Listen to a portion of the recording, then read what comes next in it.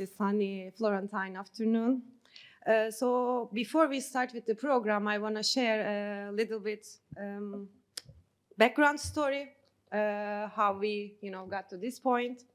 So it was June this year with Batuhan, we decided to do these weekly coffee meetings.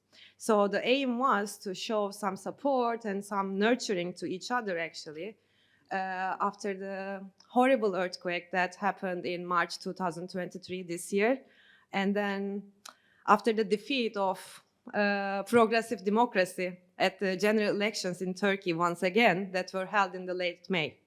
So this spring was not easy for any person who were somehow affiliated with Turkey, either emotionally or politically or even academically.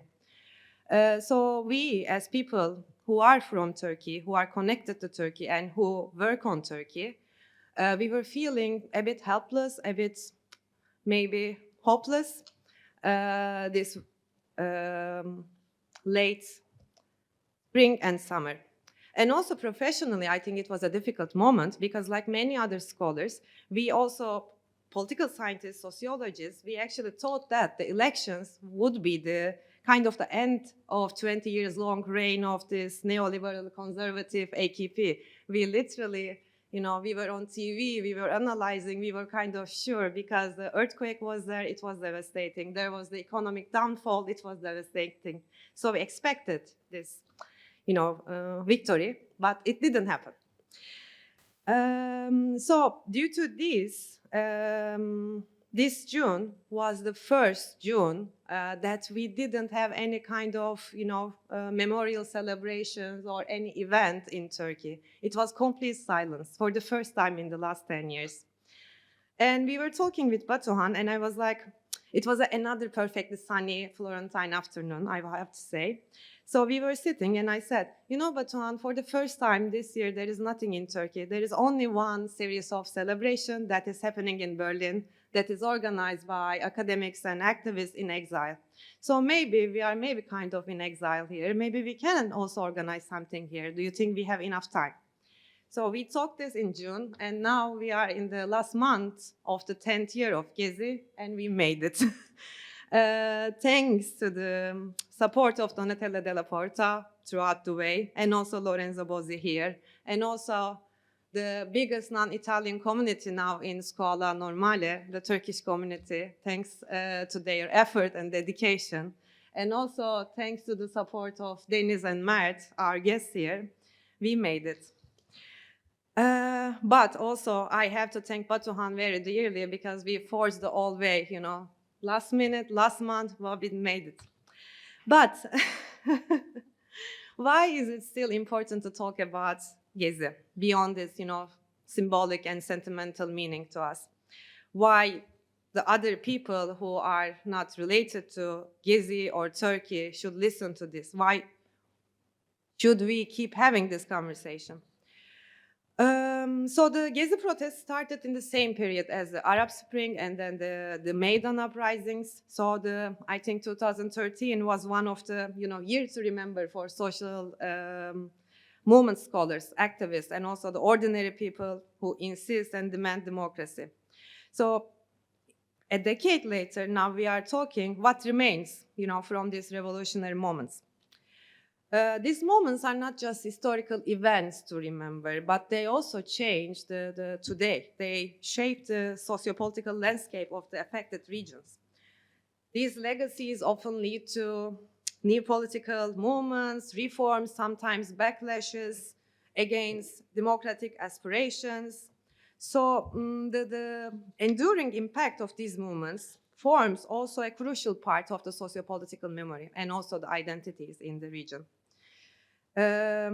Also, they give hints to the new generations of activists and the scholars about the dynamics of political change. So, literally now, for example, in Turkey, it's kind of difficult not to mention Gezi if you are talking about the current or the contemporary political scene. Moreover, it takes two to tango. They also impact the authorities. They also impact the power holders and political elites, how they respond and frame their strategic choices after these eventful episodes.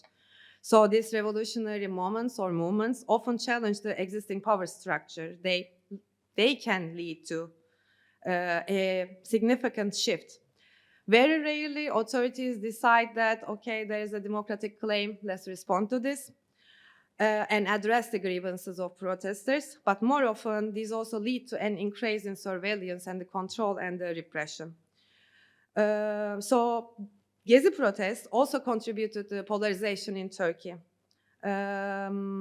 Still, this polarization had a lasting impact on the country's political dynamics. Still, if you say you supported or participated to Gezi movements, it can lead to official or unofficial discrimination or criminalization. And the Gezi trial actually was finalized this September, very, very recently. And as a mockery of justice, four of the defendants, the human rights defenders, are sentenced to 18 years. And the highest court of Turkey upheld a life sentence against Osman Kavala. So today we invite you to reflect on the long-term impacts of eventful moments, eventful protests, if there is any. And yes, in the first half of the day, Donatella, Deniz, and Mert will share their perspective on Gezi, and then we have a coffee break. And in the second half, we as PhD candidates at the faculty whose research somehow crossed the Gezi protest, we will have a roundtable and we will invite you to have a discussion with us. So to start, I leave the floor to Donatella. She is online with us. Floor is yours, Donatella. Thank you. Thank you very much, Hande, and thanks to all the Turkish community at the Scuola Normale Superiore for this important event, for having thought about it and helped organizing it. And Batuhan, Hande, Deniz, Selen, and Fahir will discuss and reflect on the experiences 10 years later. What I want to do is to reflect on what Gezi was, and so in this sense, which were the promises and also in some way the legacies of this moment, but also which were and which are the challenges of eventful protest in going beyond the catalyzing moment and constructing political alternatives. The title of this presentation refers to the work that I did on Gezi together with Kıvanç Atak, my first Turkish PhD students, with whom we became collaborators and co-authored a chapter on Gezi in a book which I edited exactly on what Hande mentions, the 2013. So as scholars, we were observing that after the even decline of the protest in 2011, a sort of new wave or a long wave had developed as a cascade of previously existing protests.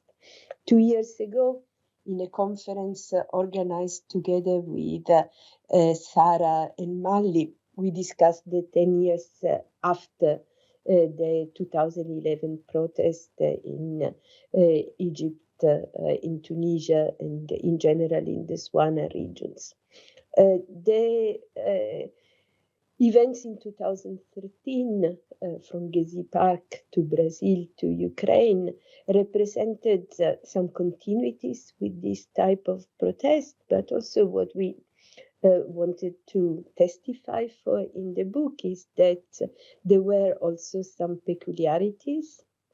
The wave of protest in 2013 happened after the peak of the protest 2 years earlier in 2011, but also that they pointed at some elements that had not been so relevant and so discussed for the 2011 protest. In particular, one element that has been discussed a lot by the Turkish scholars that wrote on Gezi is the element of the political economic background of the protest.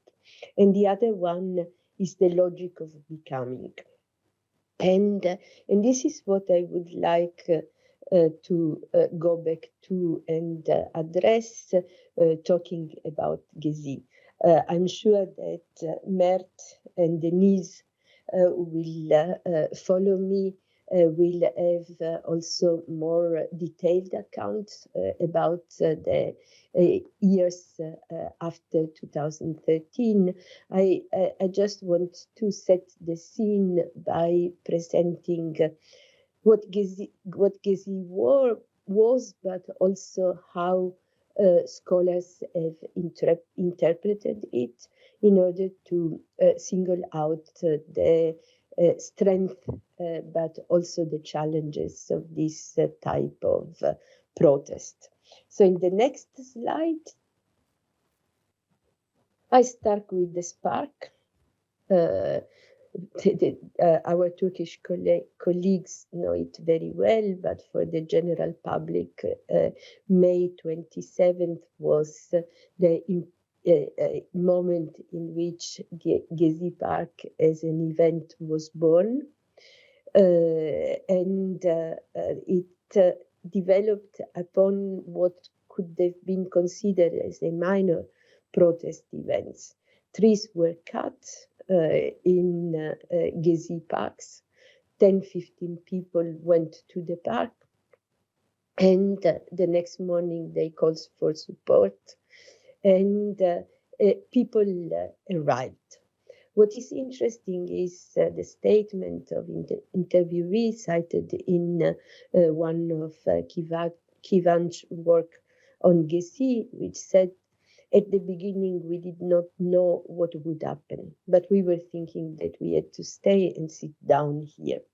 So as in many eventful protests, there was a sudden develop and also a sort of opening of opportunities which was produced by the actions itself. Next slide, please. And this is what I called in an article the vibration. So the number of people started to grow. They grew quite quickly between the 27th and the 30th of May. And the camp, which is a type of forms of protest that was already developed in 2011, presented itself as an arena in which people could meet, and also as a series of performances by different actors. Next slide.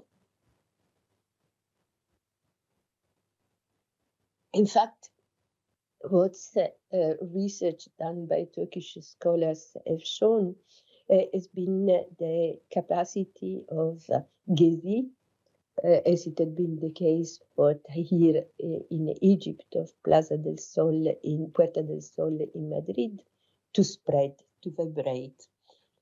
There were one original Taksim, but also many Taksims that emerged in 79 cities, involving, according to the Ministry of Interior's 3,500,000 people in about 5,000 protest events. According to some estimations, 12% of the populations in Turkey participated in them. Next slide. Of course, what Hande was referring to the repressions happened immediately. Gezi was a moment in which not only the movement was presented, but also the police was presented with very violent forms of repression, until when the park was evicted on June 15th. So, given the type of repressions and the police interventions, Gezi was a short moment, but it was a very intense moment. And it was a moment that happened within a specific type of context. The next slide, please. In our reflections on the protest of 2013, what we suggested is that while 2011 was defined as anti-austerity forms of protest happening in the peripheries and in areas that had been heavily affected by the general financial breakdown of the end of the years 2010, 2013 developed also in countries that seemed to be less affected by the crisis. But in countries in which there was a quite specific form of socio-political development. And I think this is an element which is important to keep in mind also when thinking about the capacity of the AKP system to re-emerge after the moment of crisis produced by Gezi itself, to re-emerge on the basis of repression, but also on the basis of the development of a power system characterized by corruptions, by a strong neoconservative appeal, and by also the heavy repression of dissent. So next slide. What I found quite interesting in the literature about Gezi is the attentions given to the class development. So on the one hand, you had interpretations of the 2013 movement as movement of the middle class. But what a lot of research pointed at is that these movements developed in a neoliberal system in which the distributions of power within the different classes had been affected by the long development of a neoliberal form of capitalism with the dominance of financial capitalism, but also a sort of proletarizations of the middle classes, which was very visible also in the type of forces that mobilized around Tahrir and in the precarizations of workers. So in Tahrir, next slide, research done by Turkish scholars like Yumuk and Yüksel pointed at the predominant presence of workers, but at the same time also at an attempt to bridge and create a convergence between especially the proletarized middle class and the precarized working class. To which extent these coalitions survived the end of Gezi is, I think, one of the questions that research has to address now. Because those attempts were first moment that the repression crashed quite soon, and the capacity to keep a long-term convergence of the different struggles is what I think we have to discuss later on also in the roundtable. Next slide, please. So for sure, all the analysis of Gezi pointed the plurality. Like in 2011, the squares were places of encounters between very different groups. They started with the environmental groups, but there were religious groups, there were secularist groups, there were even the football supporters, which played an important role. There were the LGBTQ movement. There were also coalitions like Taksim Solidarities, which already collected about hundreds of groups in the organizations of the protest. Gezi was also in the next slide, the implementations of choices by the actors which participated in them. There was eventful protest in the sense of capacity to create resources through the inventions of new frames, to the inventions of organizational device, to the inventions of new performances of protest.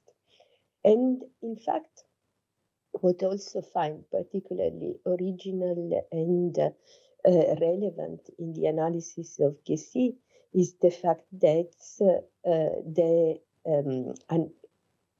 protest was read through the lenses of prefigurations, but even more of the analysis of the ways in which identities which do not exist are formed during the struggles, networks are constituted, and all type of identifications are broken through what has been often called the spirit of Gezi. So it was a fast transformations like in eventful protest. It was a momentum.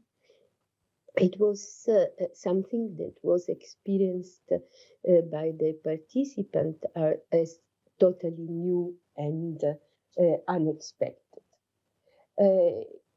Taksim was itself relevant as a symbol. It was not only a camp, it was a camp in a specific place. That next slide, please, was considered as particularly relevant for the development of this convergence of different identities. It was a movement for the reappropriations of urban space, but the urban space was also symbolically relevant because it was a symbol of tolerance and of plurality. Taksim had been considered for a long time the host of artistic and intellectual communities in Turkey, but also the places in which different minorities met, from the Greek, the Jews, the Armenians, and the different communities found a space for themselves. And it was also the place in which the labor movement, which has always been an important actor in Turkish history, had taken as the place for most relevant protests, such as the one on the Labor Day, and the one that on the Labor Day of 1977 it ended up in the killing of 34 protesters. So next slide, please.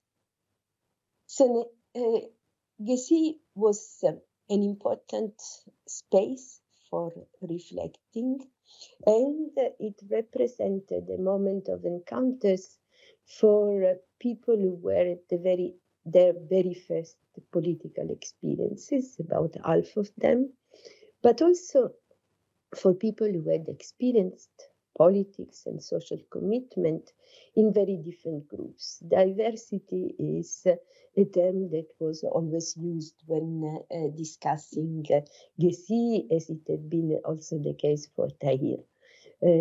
Political parties participated, associations, so student groups, Kemalist, LGBT, anti-capitalist Muslim, pro-Kurdish students.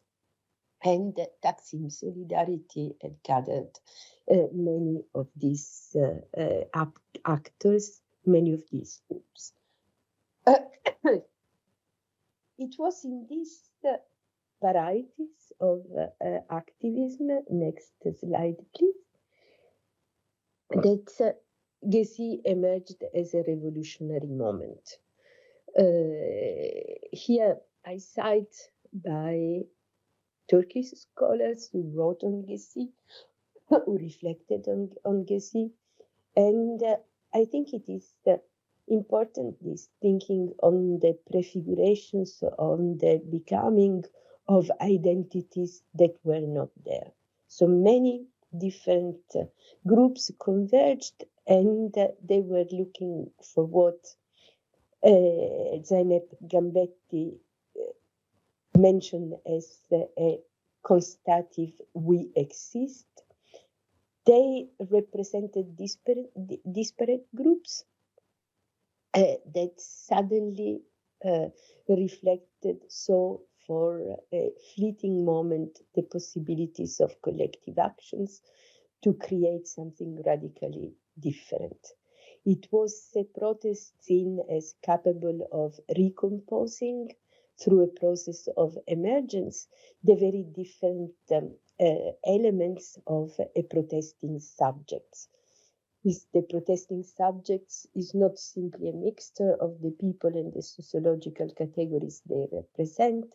Rather, the term becoming expresses a modal change, transformations in the compositions of the collective subject.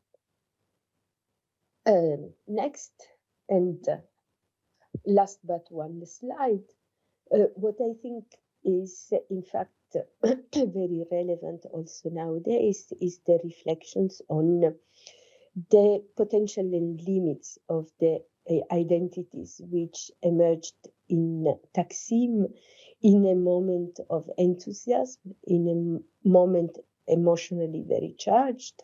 Everywhere is Taksim, everywhere is resistance, is one of the slogans that have been repeated. And in this, the prefigurations was important also in the very choreography and essence of the protest. People sat in the park, started to build tents, wrote wishes on paper and cloth and banners. They started dancing in the park, they singing. And the people in the park and on the square had not been part of a unified social formations before. So the capacity of Gezi was the capacity of working as a place of encounters between feminists, football fans, secularists and anti-capitalist Muslims, members of the bourgeoisie and working class, LGBT activists and professional lawyers, Kurds and Jewish. This was, in this account, the thrill, the excitement, the euphoria of Gezi Park, the life energies it exuded, the hope it created. Next and last slide, which are the richness? Of course, Gezi, for all the people I talk with, including Mert and Deniz, who will talk after me, represented a moment of personal change, a moment of transformations of the perceptions of the possibilities, a moment of empowerment. But also, as Hande started to mention before, it was followed, as Tahir before it, by a strong disillusionment, by frustrations about what could have been in the mind of the protesters, but was not.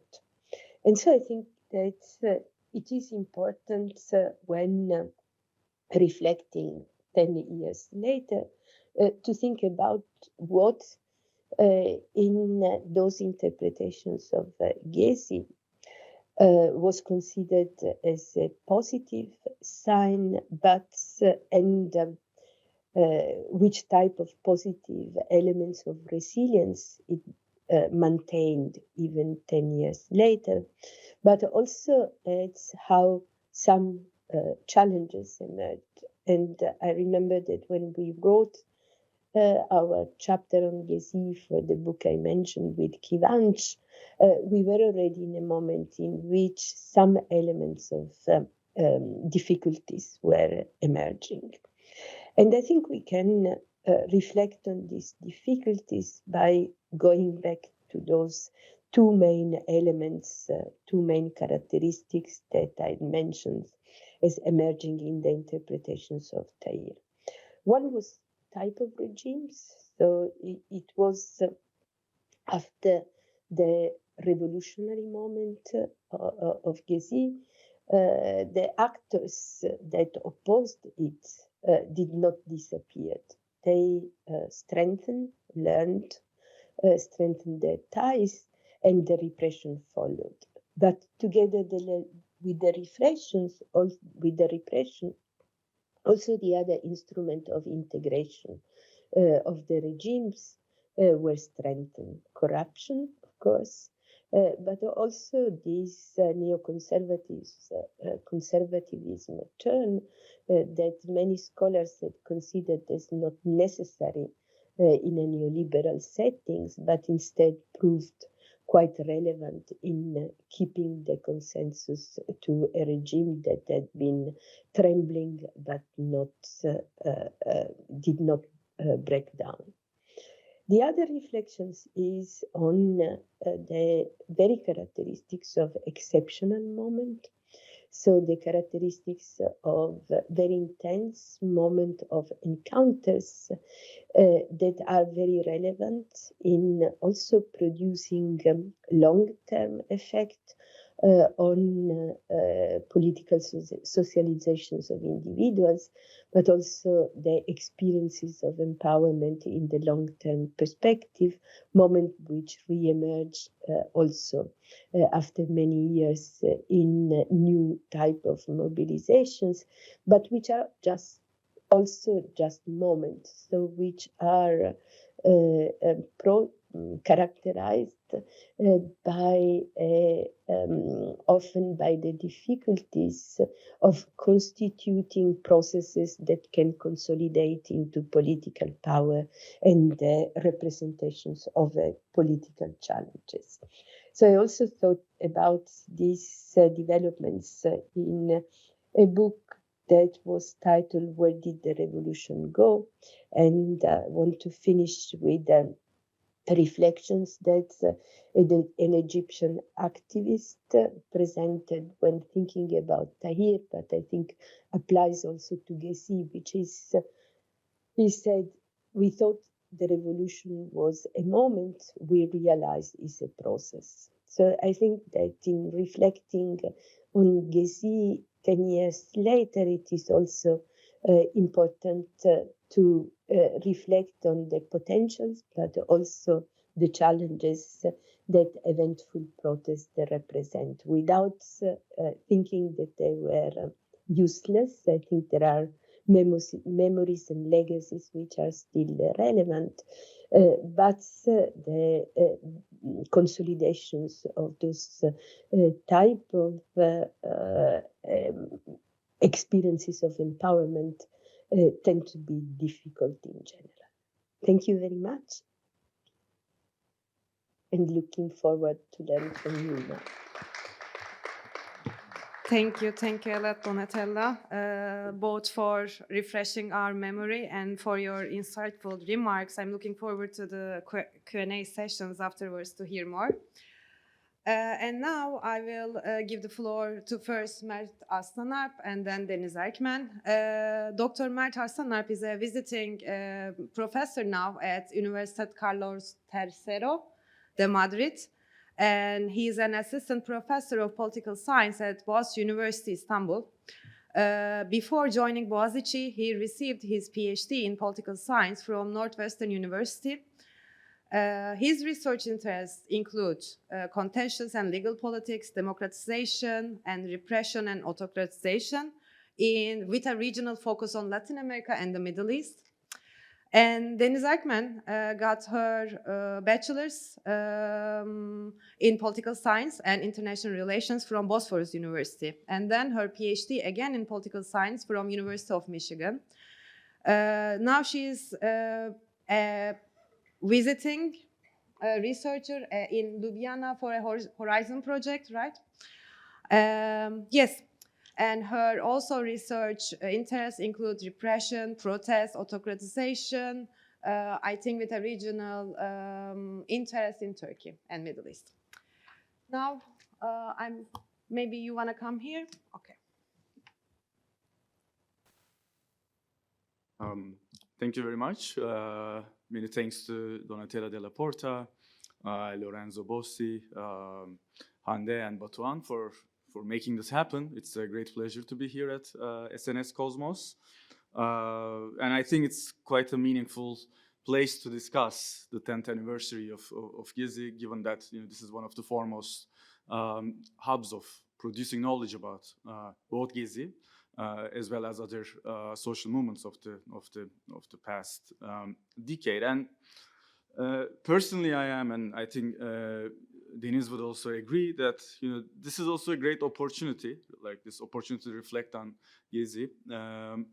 Given that its 10th year, as Hande mentioned, 10th anniversary coincided with the post-election trauma of the last June, so there was very little actually discussion.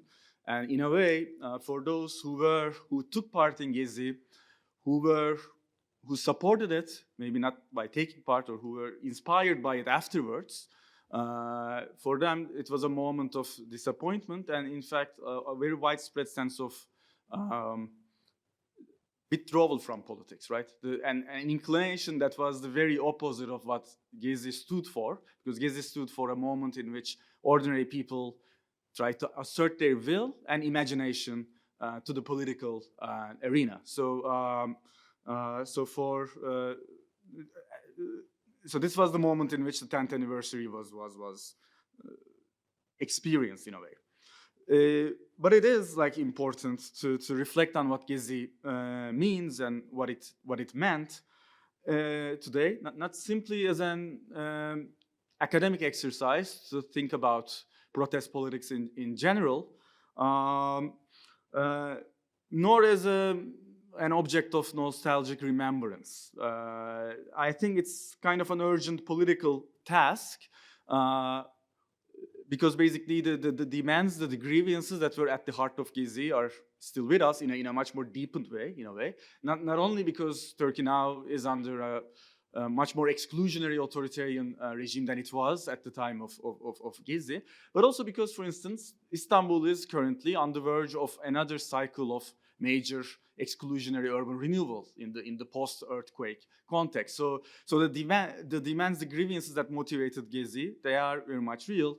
The kind of democratic vision that was imminently realized in the park, but also set as a potentiality for the horizon of politics, has not been superseded by any other discourse, event, or movement, at least in the Turkish context.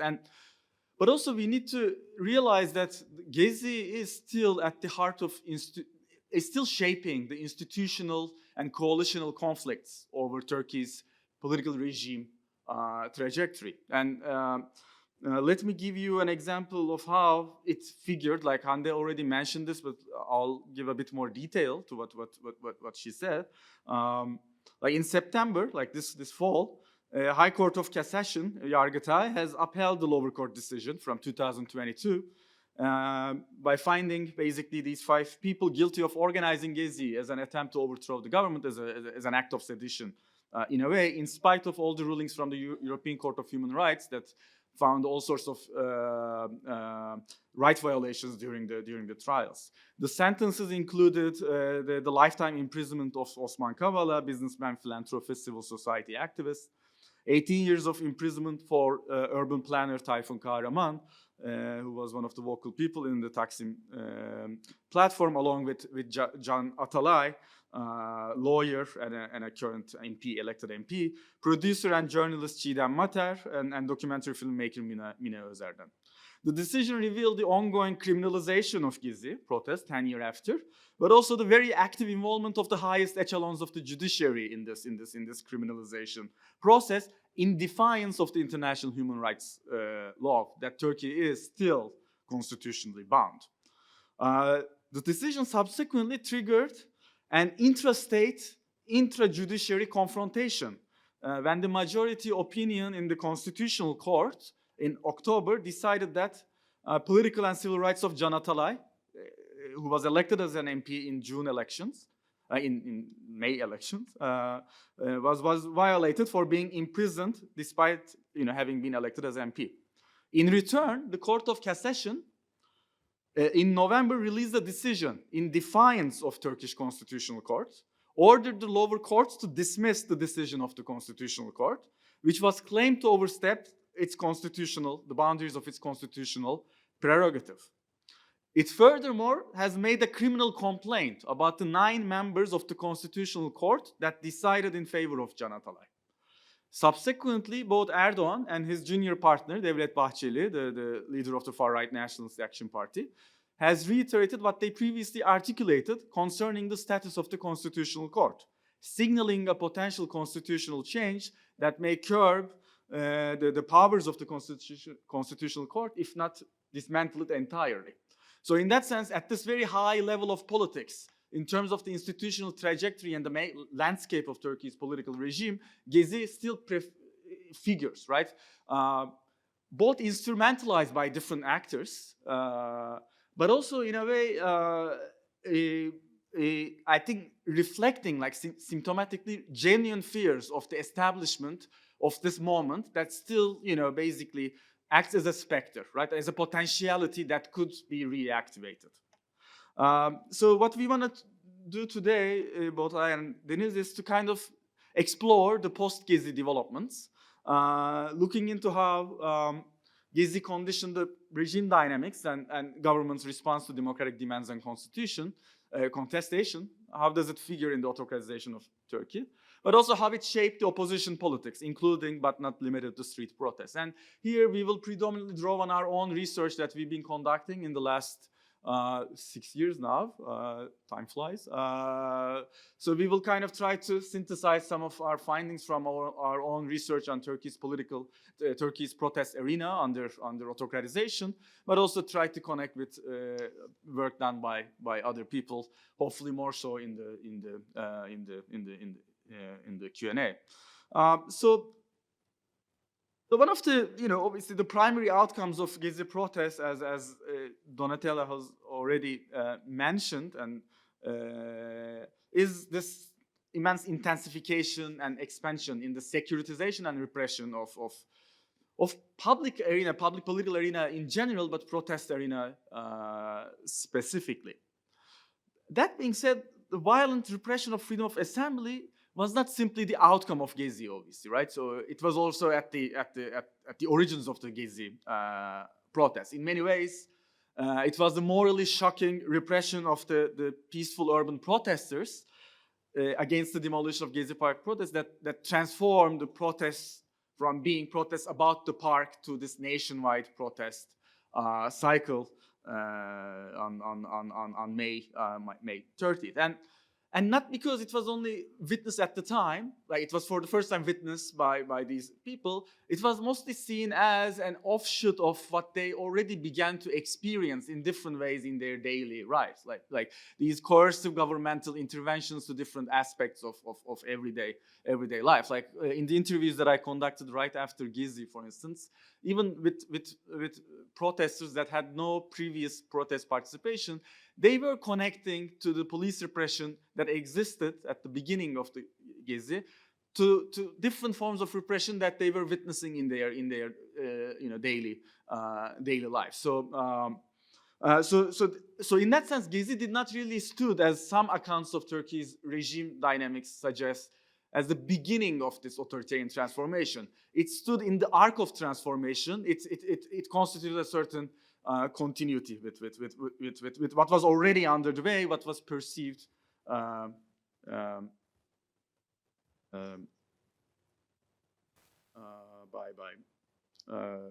its participants. So that being said, it's not wrong to claim that the government response to the challenge posed by Gezi was to accelerate this authoritarian transformation as a means to ensure its survival.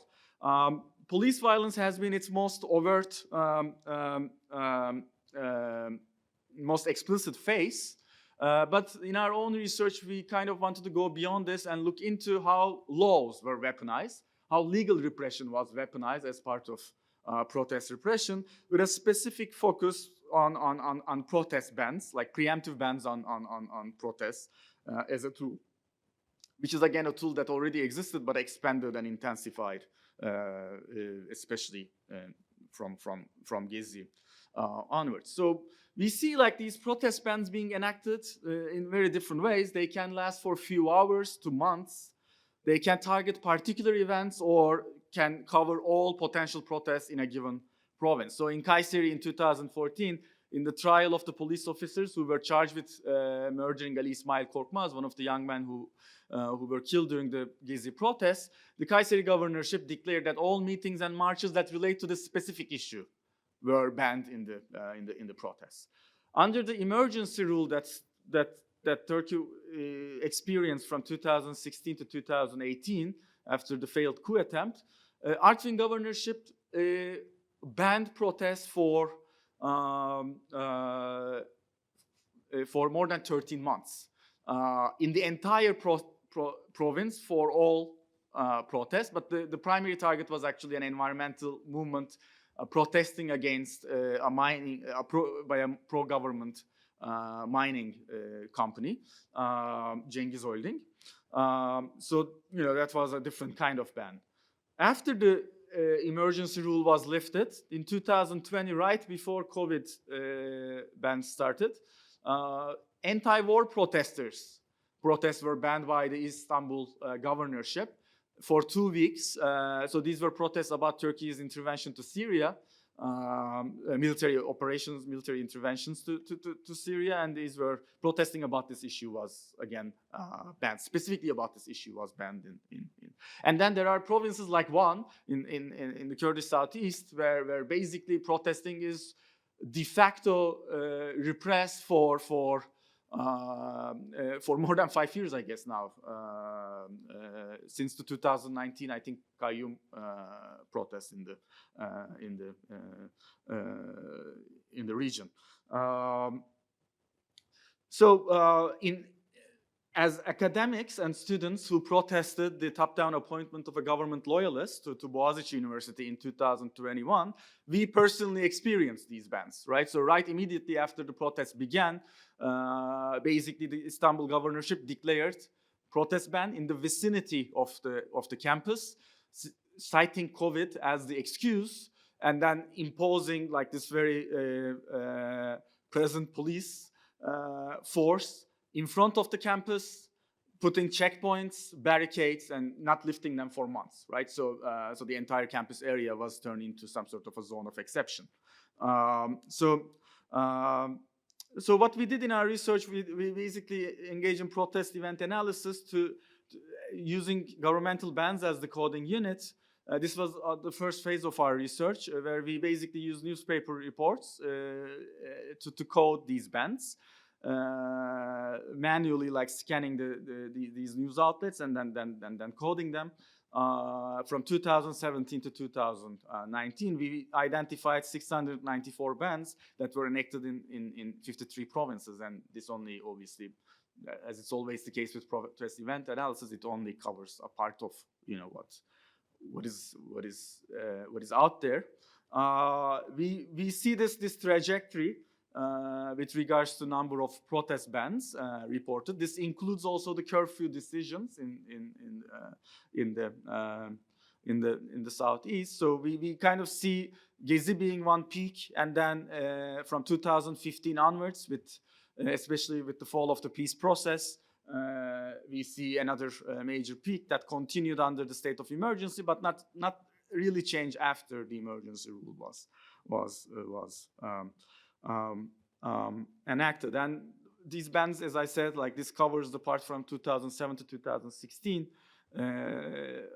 adding up what existed after 2016, we basically reached like 51 provinces were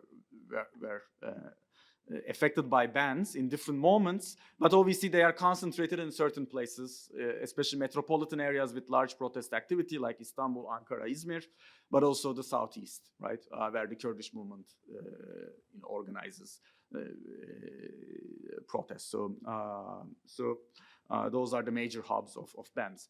This gives you, the distribution of bans across different issues. By far the Kurdish protests are the ones that are most affected by it, but you also see from 2012 onwards new groups being affected, like environmentalists, the LGBTI, especially after the 2015 women movement, urban activists, and all that, right? So it covers. We also see kind of changes in the kind of bans that are experienced, right? Especially from pre-emergency to emergency era. Under the emergency rule, the bans became more durable with the expansive powers that the governors acquired under the emergency rule, and more comprehensive, right, territorially speaking. But after the emergency rule, governors start to interpret the existing laws in such ways that they kind of continue with these more comprehensive bans. So the legacies of the emergency rule is with us.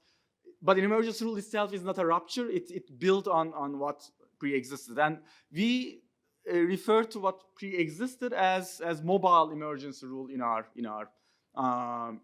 previous research, saying that even in the absence of official emergency rule, the government attitudes towards protests, but also some of the other freedoms, reflect a logic of emergency, where basically public security prerogative is often appropriated in a discretionary way through legal administrative decisions to suspend rights. Often in a very ad hoc, momentary, localized way, but sometimes, as we say, in a more durable and expansive way.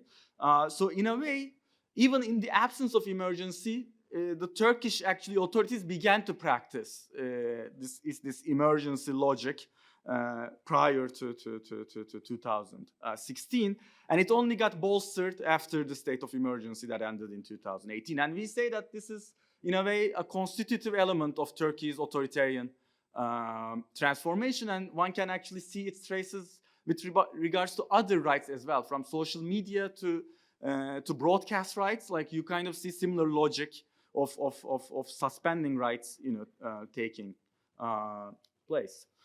This mobile emergency rule is often couched in legal terms, so it makes use of legality, both existing laws, but also a legal discourse built around those laws, in ways that often challenge the very basic principle of rule of law in terms of generality, prospectiveness, certainty, etc. Right?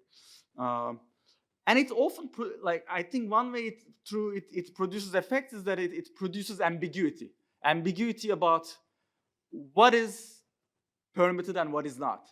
What is and how can we use our freedom to protest? Where could we use it?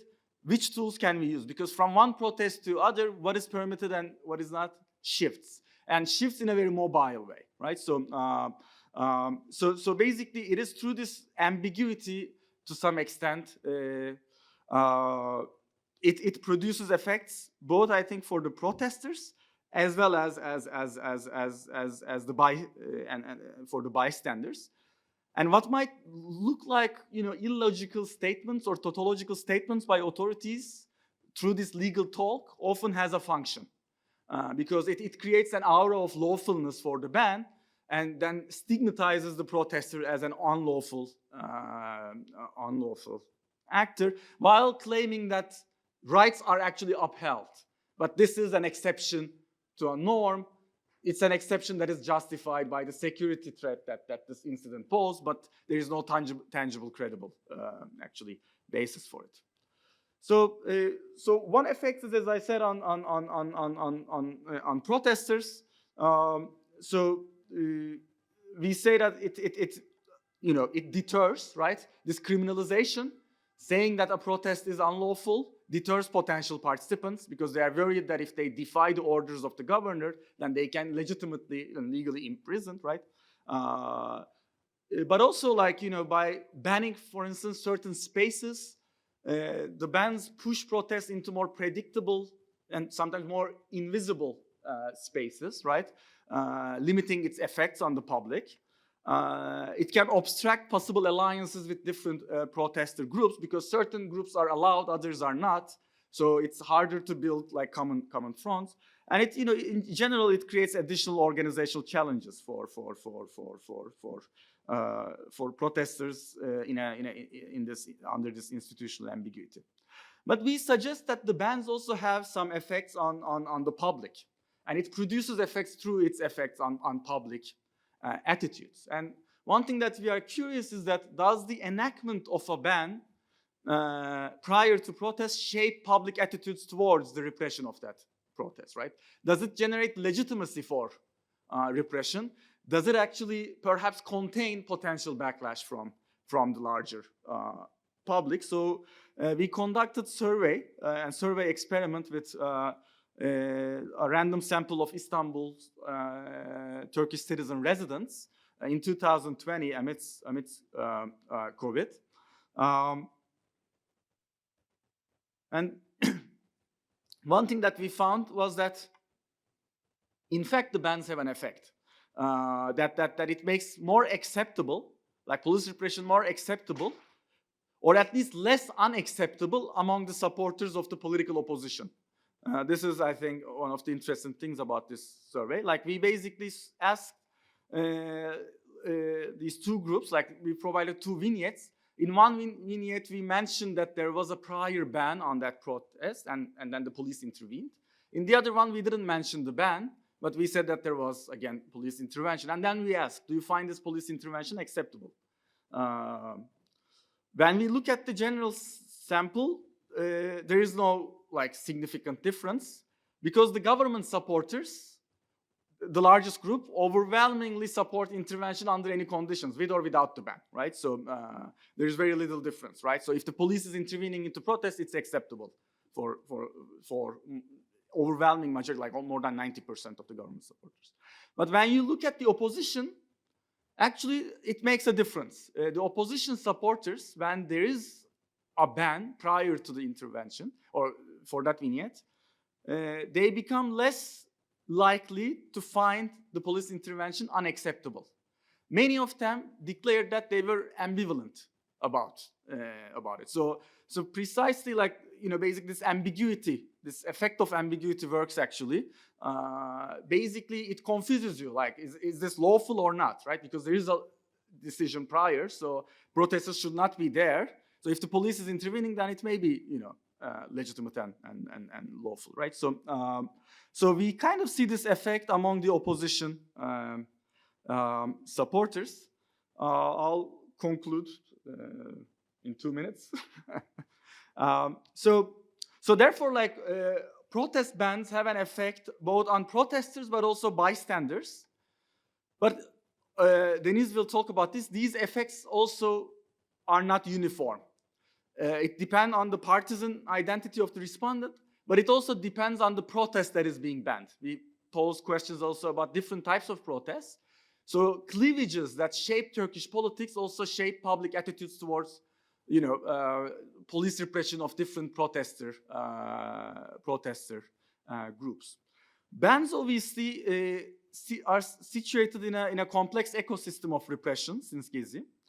Besides police violence and protest bans, we see other legal tools, post-protest arrests, years-long trials that ensnare protesters into this judicial machine, where the trial process is itself weaponized as a punishment. Even when you are acquitted at the end, you get subject to different preemptive penalties, like not preventing you from leaving the country, or you may face administrative fallouts as a result. If you're a university student, your fellowships could be, for instance, suspended during the trials, etc. Right? So judiciary itself has been weaponized, and not only for physical protests, but also online expressions of dissent. So the other figure from Över and Ebetürk shows you the jump in insult cases, insults against the president. So since 2014, there is a major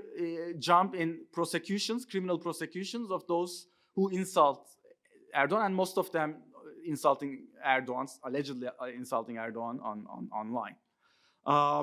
Finally, we see a major securitization and criminalization of protesting in public discourse.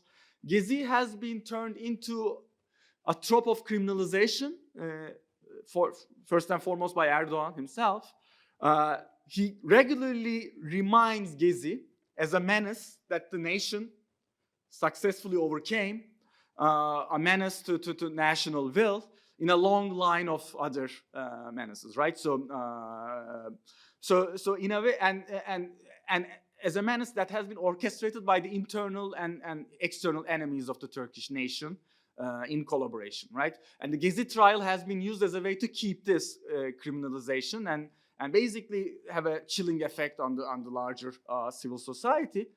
But Gezi is also weaponized to criminalize new protests, right? Whenever a new protest movement emerges, immediately associations with Gezi is drawn by the authorities, which is symptomatic of the fear of a potential Gezi-like moment, but also it's instrumentalized so that saying that, okay, just like Gezi, which was an act of vandalism and terrorism, these protests are also not innocent, and we should crush them from the very beginning. This happened with Bogazici.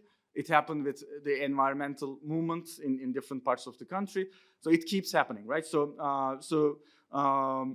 And finally, I think Gezi is being used also, as Donatella underlined, as a fuel for this populist polarization, right? And the kind of collective identities that are being constructed through those populist frames, right?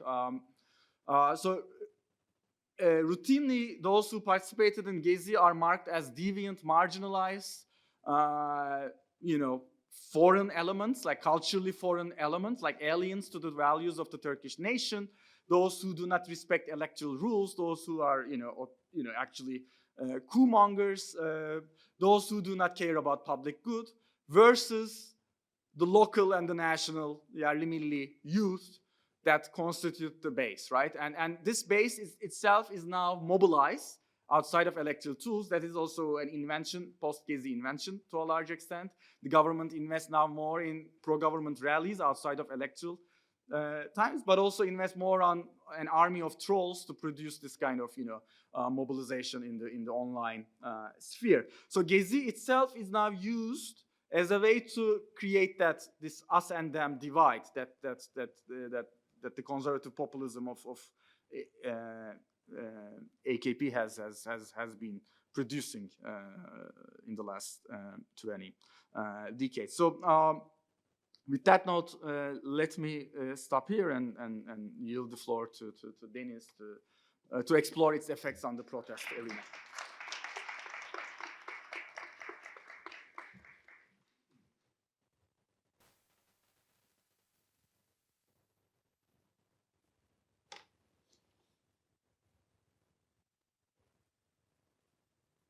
All right. Well, thank you also for having me here, and I want to also extend my thanks to Donatella, Lorenzo, Hande, Batuhan, Fahir, everyone else basically who organized this. It's great to be here and actually to reflect on Gezi after 10 years. As Mert said, that we couldn't have that, we didn't have that opportunity in Turkey this year, and we sorely, missed we needed the opportunity. So I do, just like Mert has underlined, believe that Gezi was a critical point in the contemporary history of Turkey, and not only with regards to the protest scene and the protest behavior, not only with regards to the forms of solidarity, organizing and development of resistance subjectivities, especially in its aftermath, in the traces it left, etc., to which we will turn, I think, in the second part of today.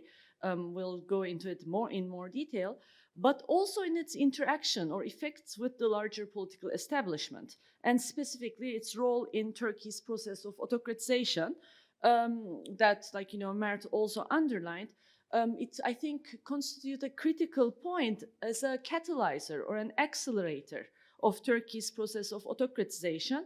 And I don't think we talk enough about that, or we consider that enough.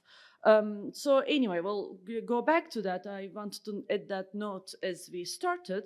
So what I wanted to do now is to look at how the protest space in Turkey transformed in the post-Gezi period, using our research that we have conducted with Mert, using our data. And then I will wrap up with some reflections on the limits of the protest arena in Turkey in this post-Gezi period, linking it very briefly to party politics. And I think it also corresponds to what Donatella was saying in terms of kind of thinking about limits, which I think we will also do in the second part of today. So having studied forms of repression, as Mert has already talked about, what we were wondering was also, like, how this, like, process of increasing repression and the process of autocratization in the post-Gezi period shaped the protest space. And of course, like, and we were wondering, like, what's going on in the space? How is it changing? How are, like, actors reacting to this, etc.? And, of course, there is a huge body of literature that many of you know about. I mean, you're all familiar with this, on this, like, relationship between repression and dissent, and with very contradictory findings. But what we had in mind here was kind of like go more towards a disaggregated approach, and not just look into, like, whether, like, mobilization increases or decreases, etc., but like what happens to the tactics, what happens to, like, how, like, people actually protest, try to, like, disaggregate it a little more. And that's the research, the later kind of research from, like, Kitchley and Grimm and Harders, etc., who do this kind of, like, more disaggregated look. That's kind of what we are talking to when we are looking at these effects of autocratization and repression on protest. But of course, when we, talk about autocratization, we are not only talking about repression, or like solely about repression. Not only is autocratization not repression, right? Only it's like, targets different groups at different times, at, like, with different, like, strength, with different force, but it also includes co-optation. It includes, like, looking the other way towards certain movements. So, like, it's not just this, like, wholesale repression, but also, like, autocratization is a multifaceted process. So it, like, it goes at different speeds at different times, in different arenas. So we don't expect this easy link, right? More autocratization, more repression, and less protest. So we have to, like, we can't, like, we can't expect something like that from our research. In fact, what we also wanted to underline when we were thinking about this link between the autocratization process and the transformation of the protest arena was that autocratization itself also creates new grievances, which then actually mobilize certain groups in order to protest. And not only does it mobilize, like, or create new grievances because of repression, it also creates grievances because of its policy choices. So here, like, what we were thinking is that, like, not all authoritarian regimes are the same. different authoritarian regimes are based on different coalitions. And because of that, they have to make different policy choices in order to keep those different coalitions together. Thus, like, you know, the ideological choices of the regime matter in what kind of grievances it creates and in what kind of groups it mobilizes and then represses in a way. So in the Turkish case, of course, when it comes to AKP, and then maybe like in Q&A, we can talk about how this plays out in different authoritarian regimes. But in the case of Turkey and AKP, we see this in the conservative gender policies, of course, and the neoliberal extractivism, both of which then, like, you know, generate mobilizations by the feminist movement and then the environmental movement. So, okay, so in our, like, you know, research, Mert has already talked about this. We do utilize protest event analysis. Here, like, you know, for this part, the second part of research, we did use protest event analysis, but only scanned Bianet. We are also scanning Hürriyet, but, like, you know, it's going really slow. So, you know, we are not done with that yet.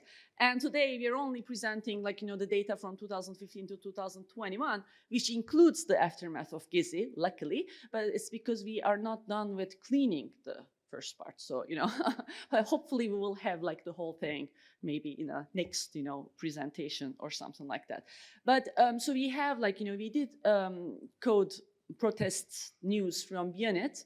And here maybe something to underline, which I think maybe, which is like crucial for our research, is that we did use 2 counts of protest in our research. So we coded protest event days as our main thing, right? You know, so we coded all days in which there was a protest.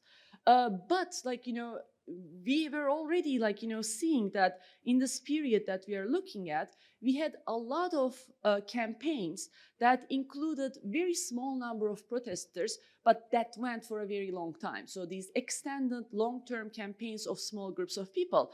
So we thought, like, you know, looking at the protest event days was actually kind of, like, you know, confusing us somehow, or was giving us like different ideas. So we also, like, you know, counted distinct protests, meaning we counted the first day of extended campaigns, and then we also added 1 day protest to that. So we have these 2 counts, and the reason why we have these 2 counts is that I think the difference between the 2 also gives an idea about what's going on in the country in this period. So this is just to give you, I'm going to talk about a little about the findings, and then I'm going to, like, kind of wrap up by reflecting about, the larger kind of like questions of the post-Gezi period. So here, like, this is the annual number of protest event days, basically all protests, protest event days from 2015 to 2021. So when you look at this, like, there is an increase in protest days in Turkey, right? As the, like, country goes through state of emergency and continued repression and, like, more and more autocratization, there is, the days of protest are actually increasing, which is, interesting in itself. But this is all protest days. And if you look at distinct protest events, what you see is that there is a very sharp decrease in 2015. Basically after the end of the state, like the peace process, and with the, like, state of emergency, and that, like, this low level of kind of protesting continues for a while and then starts picking up again after 2018 slowly, but it doesn't reach the 2015 levels at this point. Okay, so here, like, when you look at the difference between the, like, these 2 counts, this is, as I said, because, like, the later protests, like in this period, are dominated by long campaigns. There are kind of numbers of long campaigns that are going on. Most of them are called nöbet. Those of you who know Turkish, like, it's a watch. We called it a sit-in, but it is a watch, basically, in the Turkish. And we will talk about that a little more in a moment. But, in terms of, like, who is protesting in this period, it's the usual suspects, the Kurdish and the labor. But also, like, you do see that the women and LGBTI protests play a role, environmental protests, and importantly, civil and political rights protests are, like, a key protest issue here in this period after Gezi. The academic and student protests do figure out in the like numbers, but that's mostly like 2021 Bogazici protest. That's basically like, you know, what actually shapes that. So here I want to talk very briefly about like, you know, this graphs, not getting into too much detail, but the point here I want to make here is that like when you look at these different groups and who is protesting, these are distinct protests of like, you know, Kurdish labor and civil and political rights issues. You do see that they don't all follow the same like, you know, trajectory. So like, you know, the most significant drop and also like, you know, the long-term drop is in the Kurdish protests. And like maybe that is expected because the Kurdish protests, of course, are the Kurdish movement, of course, has faced the most repression from the state.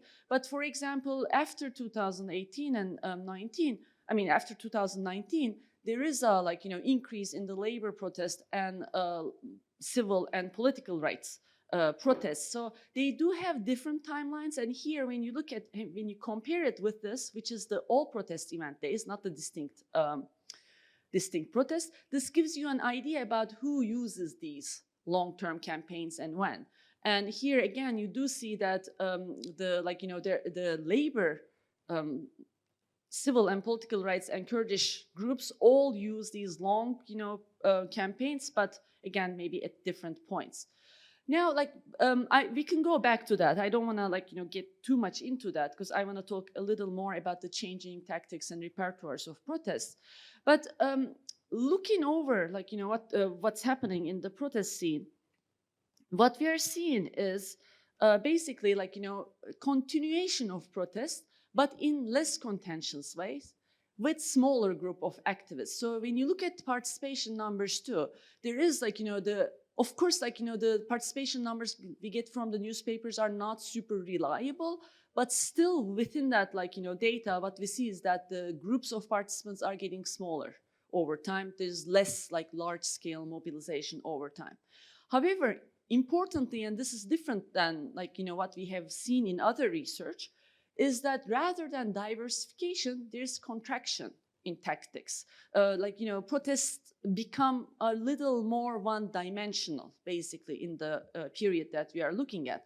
So, and what we're seeing is a domination of public statements over all other kinds of tactics and, you know, protest tactics. Now, public statements have always been one of the, like, key repertoires in Turkey.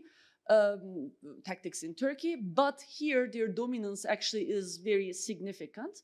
But as I said, also this prominence of extended hunger strikes and extended sit-in campaigns, nöbet, that we are seeing. So here, this is I just want to show you the kind of the percentages of them within protests, and the blue line is the public statements, and they actually, like, you know, I mean, the difference between them and the others increase over time, with, like, you know, public statements dominating, like, almost 50% of protests in 2021, and there's a, you know, significant drop in marches, which then goes up again in 2020 and then drops again. So less marches, more public statements is like one thing you can say. But also, like, when you look at all protest event days, for example, here, this is the, like, you know, the gray and the yellow are the hunger strikes and sit-ins. And just, like, kind of compare, like, 2015 to 2018 or 2019, right? Any other, like, tactics kind of not disappear, but, like, you know, decrease. And, like, you do have, like, these very, like, you know, long sit-in and hunger strike campaigns that are going on. So, and this is, like, you know, which groups use which tactics. But one thing to underline here is that it's the women and LGBTQ movement that doesn't use extended campaigns. They are the ones who can actually still organize some marches. We do have some marches in labor and also, like, you know, civil political rights as well, but it's the women and the LGBTQ protests that actually continue resorting to other tactics along with public statements. So I want to kind of, like, you know, summarize what that means to us. I mean, this is how we, like, you know, interpret this, basically. So, what does this tell us? Like this dominance of public statements, hunger strikes, extended sit-ins, etc. So all of these, protest tactics require, I would say, a small number of people. They don't require a large group of people that are mobilized, right?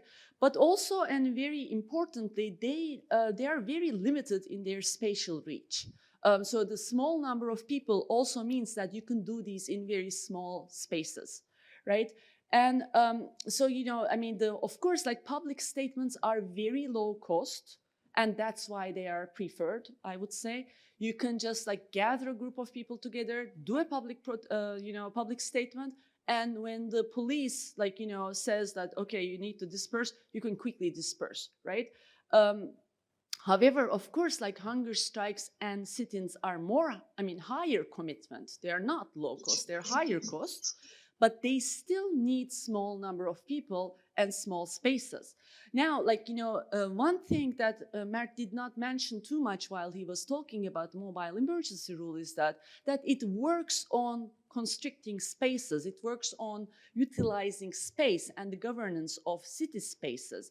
So we have underlined how in Gezi, parks and city, city, whatever, like squares have become parts, places of encounter. So what the mobile emergency rule actually targeted was specifically kind of preventing this ability to use spaces in the city freely. And it pushed people into kind of like side streets, smaller arenas, cutting large spaces into little pieces, etc. And I think what we are seeing is related to that spatial technology of repression that the government is using. I'll go back to that, but overall, I think what we can say is that we do see both resilience and resistance in the form of ongoing protests, but not only are these these smaller groups, limited in space, limited in mobilization.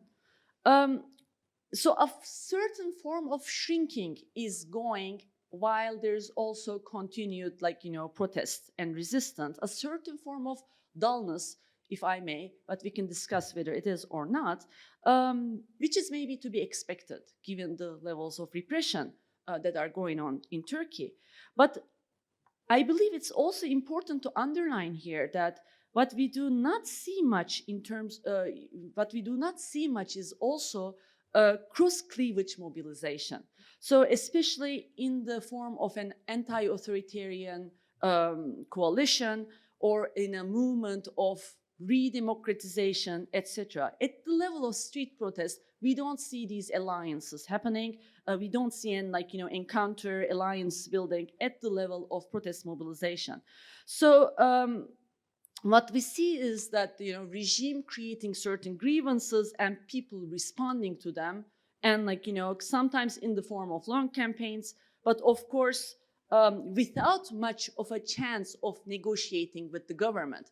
These protests are mostly expressive. They say we are here, we are not going anywhere, we have certain issues, but they don't have any kind of negotiation opportunity with the government. So this might specifically, this picture of kind of lack of alliances, inability to create cross-cleavage alliances might specifically be what the regime wants. That is it might be one of the effects of the mobile emergency, as Mert was underlining, this ambiguity, the targeted and multifaceted forms of specifically legal forms of repression. It might work for this end. And, in order to prevent or divide alliances, and it might be that the regime doesn't care that there are these smaller protests going on, but that they don't actually talk to each other and collide or get together in an alliance. But it is specifically this inability to create cross cleavage movements or alliances that overcomes these deep and kind of crucial political cleavages of Turkey that limits or frustrates the enormous oppositional potential that existed in Turkey and that was demonstrated first with Gezi, but then also over and over again at every crucial junction of Turkish politics in the last 10 years. There is opposition, there is there are people who are resisting, and there is enormous potential, but there's also this inability to create cross-cleavage alliances. And in fact, maybe one thing to discuss about both the limits of Gezi, as well as a continuity in Turkish oppositional space is this inability to kind of cross cleavages and this cross or the rift of major cleavages in Turkish politics to create an anti-authoritarian coalition. And this limit maybe was still there, when we are talking about Gezi, right? Donatella underlined this kind of enormous diversity in the Gezi protests, but at the end, one can also claim that Gezi was an urban secular, predominantly an urban secular movement that had very limited reach towards conservative popular classes, and maybe that is one of its limits or one of its failings. Because of course the urban popular conservative classes also suffer the consequences of AKP's neoliberal personalist policies. Similarly, maybe while this need to build cross-cleavage alliances seems to be obvious to the opposition, its politics primarily revolves around symbolic, gestures or alliances among parties without much work being carried out at the grassroots level. And that might lead to certain transformation in subjectivities. So what exactly is needed in order to build a coalition like this? Or, that's a question, right? Probably more grassroots work, we can say, but at the same time, who is capable of such a grassroots work? Who actually has the organizational capacity? And that would be probably my few last comments would be about this.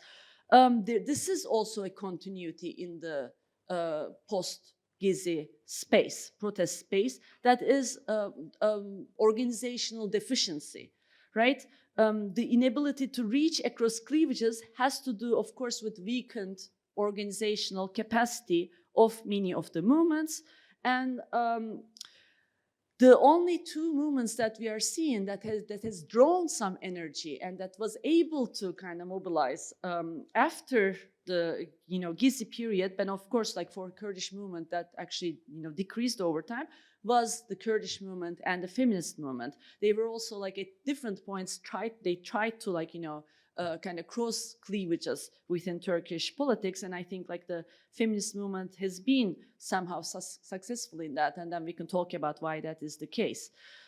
Here, of course, the main oppositional party, the main oppositional actor with the largest reservoir of organizational capacity is CHP, the Republican People's Party, whose actions and inactions have been crucial in shaping the post-Gezi oppositional space, directing or converting or utilizing the oppositional energy that was revealed during the Gezi protests, as well as shaping the autocratization process itself. So, discussing what CHP has done or has not done would take us a very long time. So I'm not going to get into that, but what I want to underline is that I think it's crucial, we both think with Mert that it's crucial that while AKP demonizes street protests and while the regime stigmatizes protest politics, it's not just the AKP that distances itself from street politics and from mobilizations similar to Gezi, right? So the CHP elite also is distanced from street politics and associates democracy and participation with electoral institutional processes. And at crucial junctions in Turkish autocratization history, it has deliberately made a choice to demobilize rather than mobilize street protests, I would say. So the regime uses the stigmatization of protests in order to attack the opposition as well. So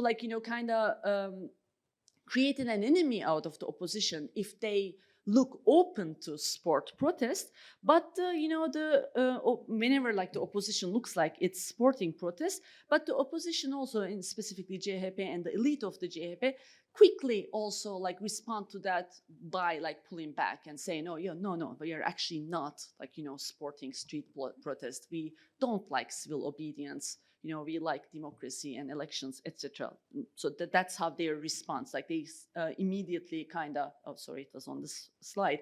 They immediately respond to that by stepping kind of back. So, and one thing to add to this is that, of course, like this, stigmatization of protests, the distance to protests, but also the role of cleavages in kind of preventing alliance building is seen or is reflected in public opinion in Turkey as well. I'm not going to get into the details of it for basically time purposes, but as Mert has already underlined, we did do a survey asking people about protest participation, about what they think about protests and their repression, etc. And one thing here, what we have seen is that, people don't, there is no protest, right? Like people's response to protest as well as their repression, people's response to protest bans in Turkey depends on their identity as well as on the protesters' identity as well. So, for example, when you ask people whether there could be peaceful protest on a certain topic, whereas when you say gay rights, the people think you can't do a peaceful protest on that, you can't do it. But when it comes to defending women's rights, you can, right? But also, depending on what your identity is, the respondent's identity is, whether they are from, whether their partisan identity is from the regime, AKP, MHP parties, or from the opposition, and from within the opposition, whether they are Kurd, we're supporting HDP or not, makes a difference in how they respond to the banning of protests, as well as the repression of protests, and who they think that that can be allowed or not allowed to have a protest. So this is a crucial problem, I would say, or crucial limit in the protest space that we are looking at after Gezi. So to conclude, as I said before, examining street mobilizations gives us actually a limited view of the traces and effects of Gezi. And I think in the second half, we'll talk more deeply about where we can see those effects and traces, in what kind of spaces and actions. But it is important, it is, even when we are looking at those spaces and traces, it's important to consider these limits and also think about how we can actually kind of overcome those limits. At the end, while our research shows a form of shrinking in terms of tactics, etc., in the protest space, as someone who lives in Turkey and considers herself part of the opposition, I find it important to underline that given the lack of political opportunities, given the demoralization created by persistent repression, as well as the deficiencies of electoral politics in responding to civil society, it takes an enormous capacity for resilience, regeneration, and hope to continue protesting in a setting such as Turkey, and yet people actually do. So people continue protesting.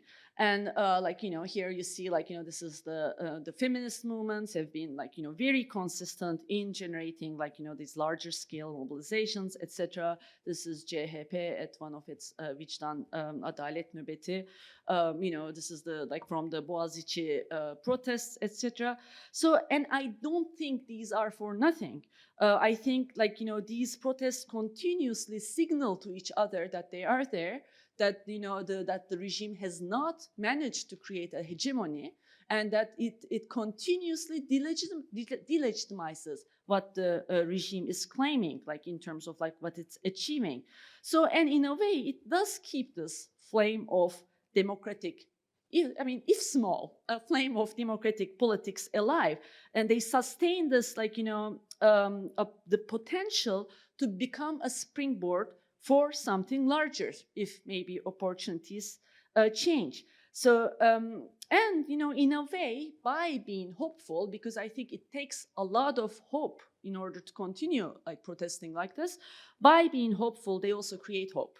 So here, like, you know, because of that, before I, you know, stop, I would like to thank all those people who continue protesting for their hope and thus for their stubbornness and also persistence. Thank you.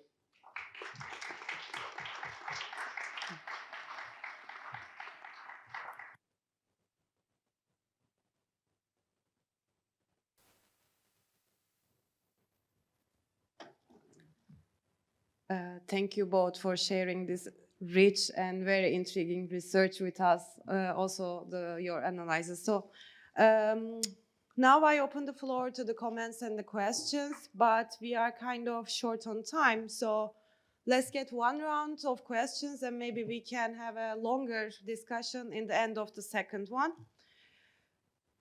Here we go.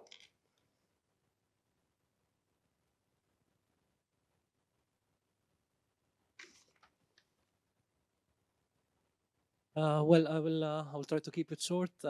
Thank you very much for the presentations and thank you guys for the effort.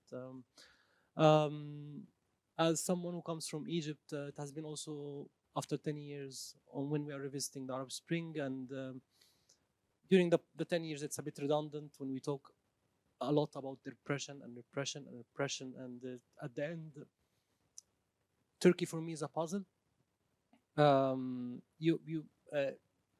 In a country that has like a little bit of a stable procedural democracy, imagining that, I'm just going to start my question by just imagine that protests are allowed, all protests are allowed. In a procedural democracy, are you calling for a revolutionary wave, a revolutionary movement that toppled the regime by a revolution? Or do you think there is a scenario that allowing protests that will allow a party that can be created to fill this gap that you're talking about, the cleavage that you're talking about? That I'm very thankful that you have talked about this in the last 10 minutes, because I think putting all the parties accountable for the political failure of a moment like Gezi as a moment politically failed because of not only the repression that we all know, but also the lack of representation of people on the political institution level. Imagining protests are allowed, what it will be, how it will be, how these gaps can be filled.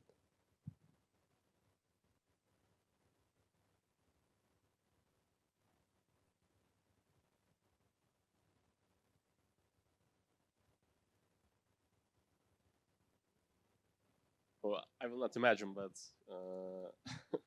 it's a bit actually kind of from a similar point, especially about the failure of opposition, because now, especially when we look at the last elections, for example, we now have I think a really big and significant threat for democracy, which is political apathy. Not because that we lost the elections, but we lost the hope for the opposition now, which actually even, you know, most of my friends who were not so engaged in politics were now totally dull about, you know, politics, and they have even negative attitudes toward the oppositional parties, which creates a big problem, which means that actually, you know, the political representation, which has already been a problem since Gezi Protests, now I think reach its peak, you know, so it's kind of really a huge problem for especially the a bit younger generations to, you know, get engaged in politics and try something for change the political atmosphere in Turkey. So I wonder as well, do you think that this apathy would be kind of a negative impact on the protest? This is just like a hypothetical question, but a negative impact on the protest, or do you think that this will kind of cause a cathartic moment that will lead this generation, I love catharsis, that will lead these generations to release from the existing political parties and, I don't know, find their own ways of doing politics in this authoritarian setting? Thank you.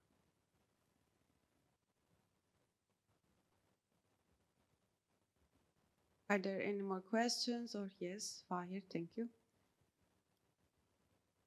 Since we are out of time, I will also try to keep it short. Thank you very much for the presentations, and it is really nice to see you here and exchange.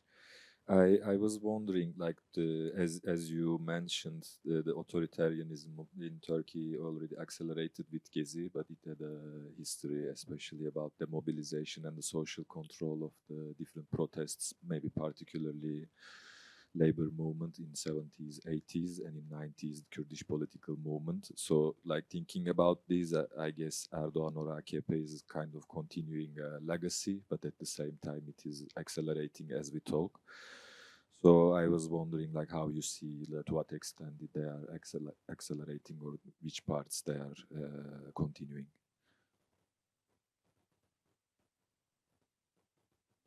Very briefly, we can start by reflecting on, the comments. I'll start with I'll start with Fahir's question first, and then give maybe a few things about the others. But I mean, these are hard questions, right? I don't know, I don't know. But about your question, we have talked. We have talked about a lot, because I mean, studying like autocratization when it comes to Turkey, there are groups of people who say, well, Turkey was already like an authoritarian, right? I mean, this is nothing new. It was already a defective democracy. And then there are others, no, like it all changed with AKP, and it's neither, right? So like, what is it that actually, I think the question there is that what are the things that enable the autocratization? Like what kind of practices, arenas, institutions, legacies are there that enable this this continuation of this autocratization process? And I think in the case of protests, of course, Turkey has a very already a very constrictive idea of what's allowed and what's not allowed. That is itself the legacy of the 1982 constitution. So AKP basically builds up on that and takes certain utilizes the already existing distance to protests in Turkey in for its own purposes, I would say. Very shortly, I mean, we can talk more about this too.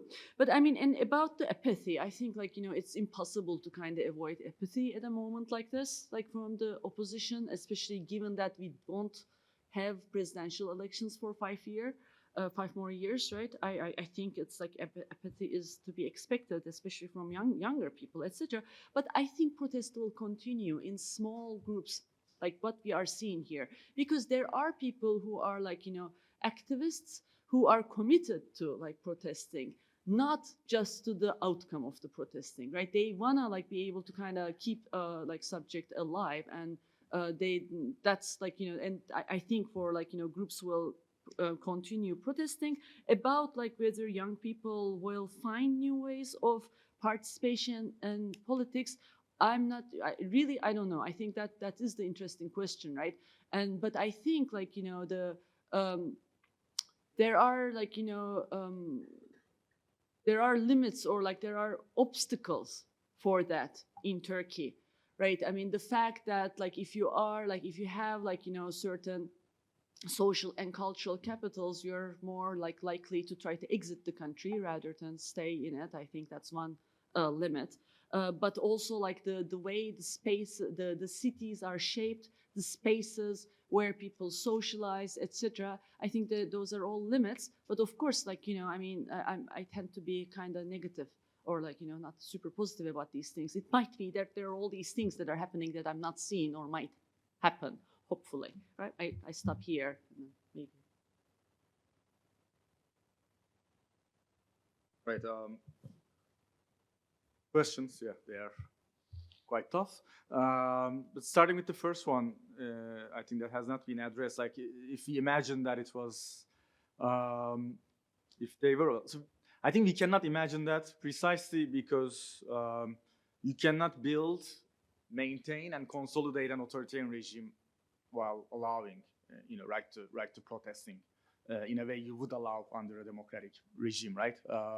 And that's what Turkey experienced. So I don't think Turkey even remains as a procedural democracy at this point. Turkey remains as an electoral system, but not a democracy, right? And precisely if such protests were allowed, I think it could have perhaps preserved elements of its procedural democracy, right? So because in order to be able to carry out major, violations of rights in different arenas, you need to be able to prevent, one major resource that citizens have to protect those rights, which is protesting, right? So to me, protest repression was not like it was constitutive of this trajectory that Turkey followed. It was an essential part of it.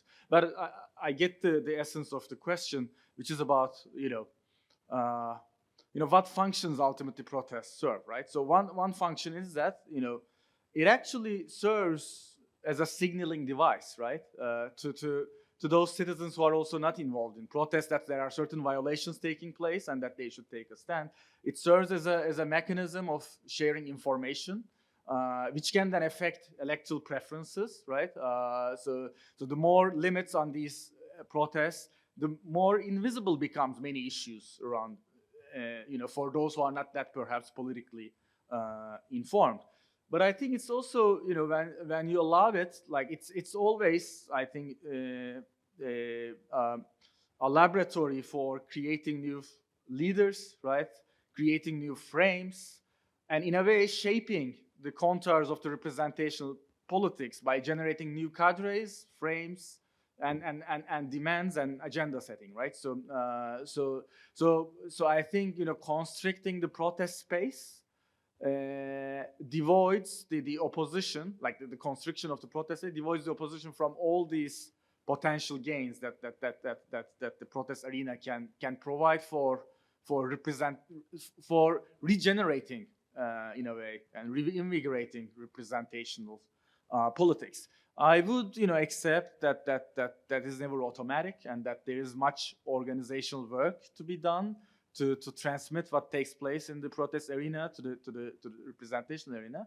But I think in its absence, you basically in a way, the opposition cadres of the opposition parties are also in a way relaxed, right? In the absence of a vibrant civil society that put challenges to them, right? So I think this is what your question kind of.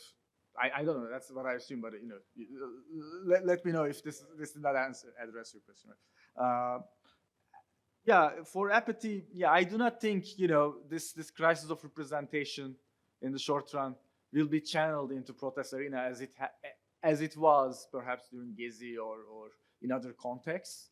But then I was part of the Image group that Donatella cited in her talk. Like I was in that email list, and I heard I was in the US at the time as a doctoral student. So when I remember like that email and that my friends were going to the park, I said to myself, okay, they will, the police will kick the hell out of them, and this will, like that was my immediate reaction. So that is precisely what it's about, eventful protest, right? Like the structure tells you that, gives you a lot of pessimism, and often that is the case, but you never know, right? So my expectation again is quite pessimistic at this point. Also because we experienced Gezi and this entire 10 years afterwards. But you never know.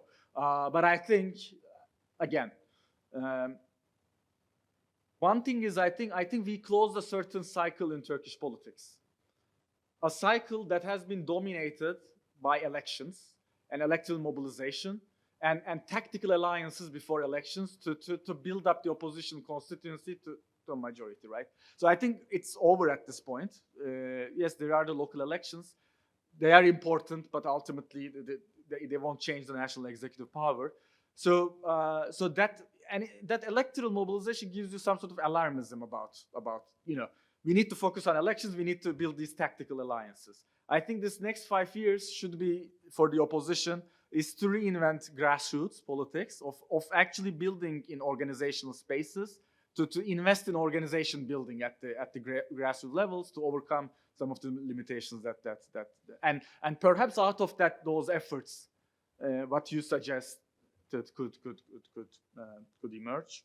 And as for Fahir's question, one thing that I would add to Deniz is that not only there's continuity, but there's change. The change is is in the coalitional dynamics of the regime, right? So the state is not monolithic, and the ruling coalition that governs the state has been changing, and along with it, the targets of repression is changing. And you can also see fluctuations, right? During the peace process, the Kurdish protests were not repressed, and then they were repressed in a very... So you kind of see these shifts within the AKP period from one period to the other, but also from a more longer historical perspective over the formation of the Turkish state. So yes, there is this authoritarian logic and practice, but how it's done, against whom it's exercised, these are also in constant shift and shaped by the coalitional dynamics of the regime. So I think we need to pay attention. Sorry. Very briefly. Okay, I'm gonna very briefly add one more thing, and that is like, when you were asking about apathy, etc.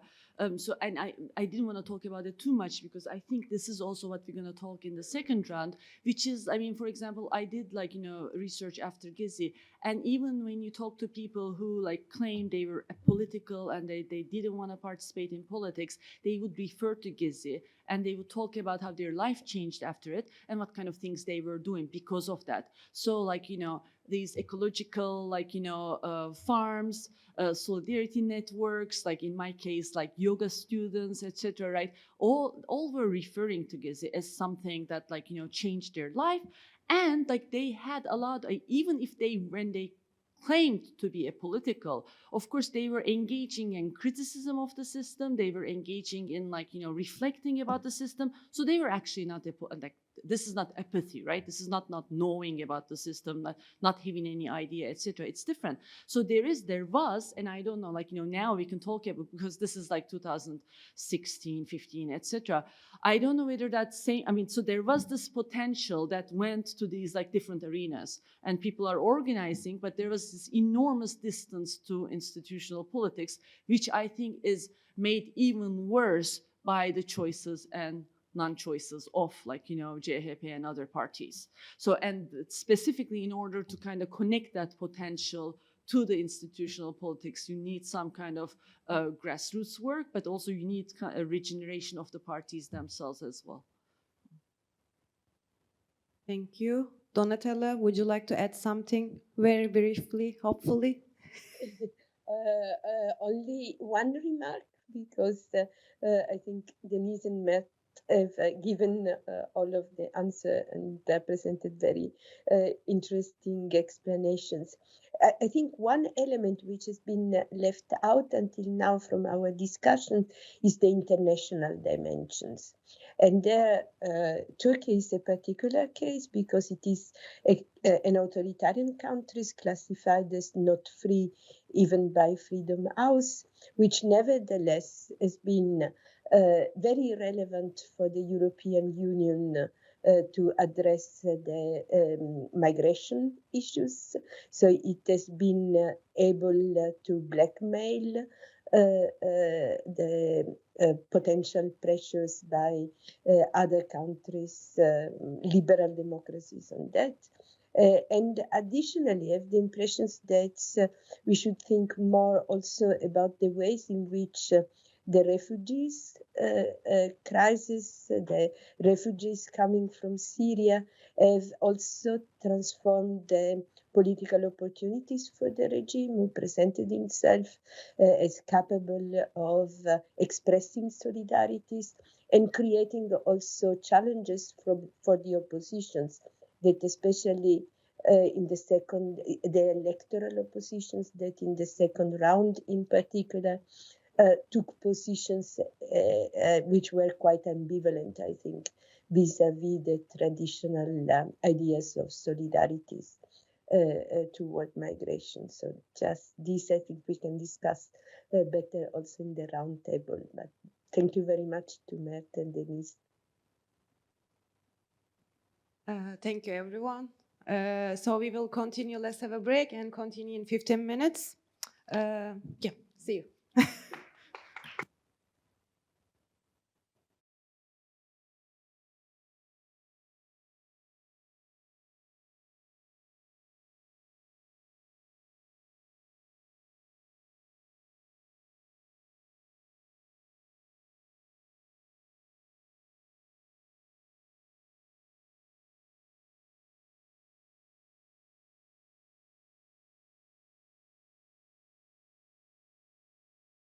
the roundtable. Thanks everyone for coming. This is very exciting. I mean, I'm actually looking forward to hear from like the graduate students here who are in the midst of doing their research and thinking about these subjects actively. And there's a lot to learn from them. From my perspective, I'm excited about that. So what we're gonna do is we're gonna offer 2 questions with Mert. I'm gonna start with 1 question. Mert is gonna follow with another question. And for the first question, we're gonna ask those of you who are part of the roundtable to give short comments, maybe like 5 minutes at most. And for the second question, we'll open it to everyone, and we'll discuss it together. That was our plan. So I'll start, and we'll go in the order of Selen, Fahir, Deniz, Hande, and then Batuhan. So I'll start. I mean, if it would be nice if you guys can say something about yourself, like a minute. I mean, not a minute, like a sentence before you start, not a minute. Who you are, like what you are doing, etc. So I'll start from about this question about kind of continuity and change when, thinking about Gezi. I think actually most of your research talks to this, right?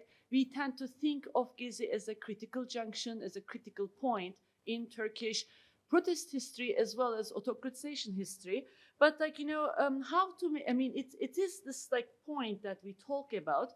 But of course, there are elements of continuity and elements of change when we are considering, when we are thinking about how to make sense of Gezi. So how to make sense of the Gezi is an event from the perspective of continuity and change in Turkey's social and political trajectory would be, I think, the first thing to think about.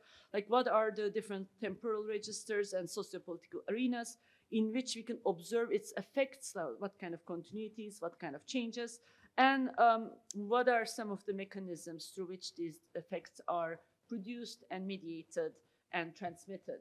So that would be my first kind of start of question, and we'll start with Selen and then go from there. Okay, so I'm a first year PhD student, so bear with me a little bit. I'm gonna talk about my master thesis a little bit when we're talking about what Gezi changed, particularly in terms of mediation. I think in terms of subjectivities it produced, etc.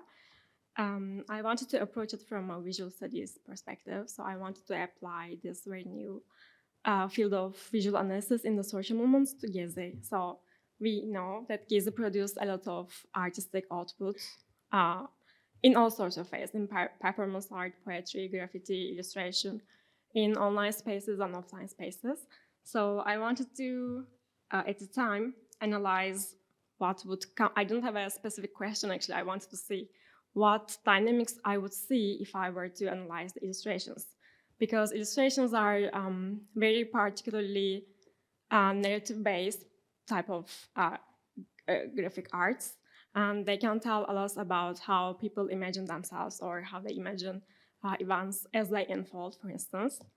And of course, in protest art, we see a lot of human figures. And human figures we tend to understand as part of a narrative because they tend to come with emotions and they are in the middle of things happening to them. And one of the very common narratives in protests actually are this hero, villain, victim kind of triad. And so how did it fit to these illustrations on Gezi? I put this comparison. I don't know if the one on the left is familiar to you or anyone, or if you can guess any era. Does it evoke any kind of era on the left one? No. So, okay.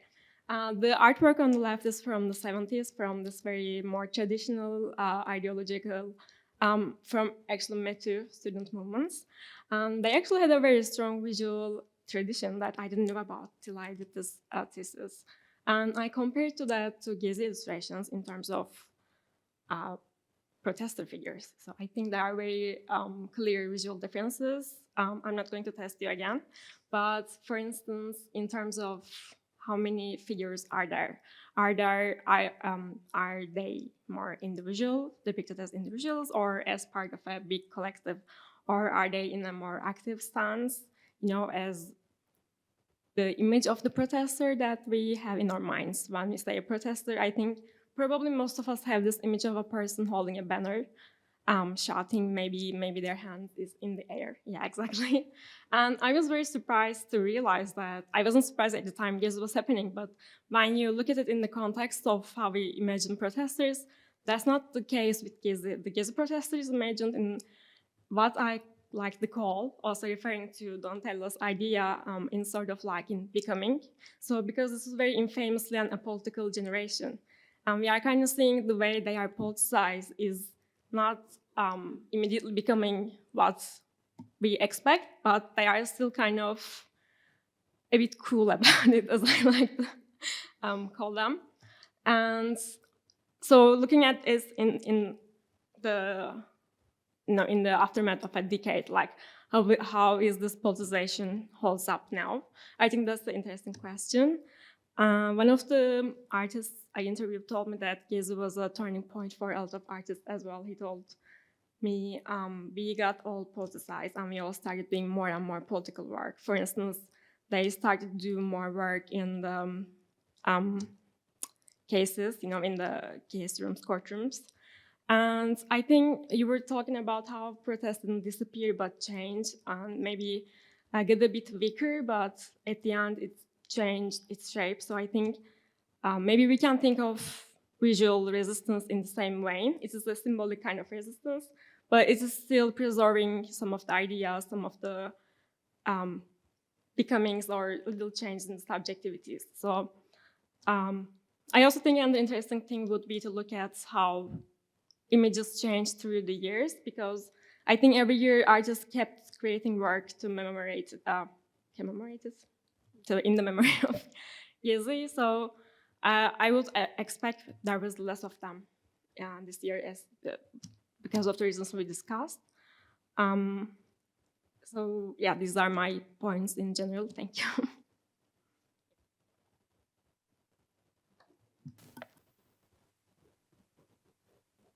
Hi everyone.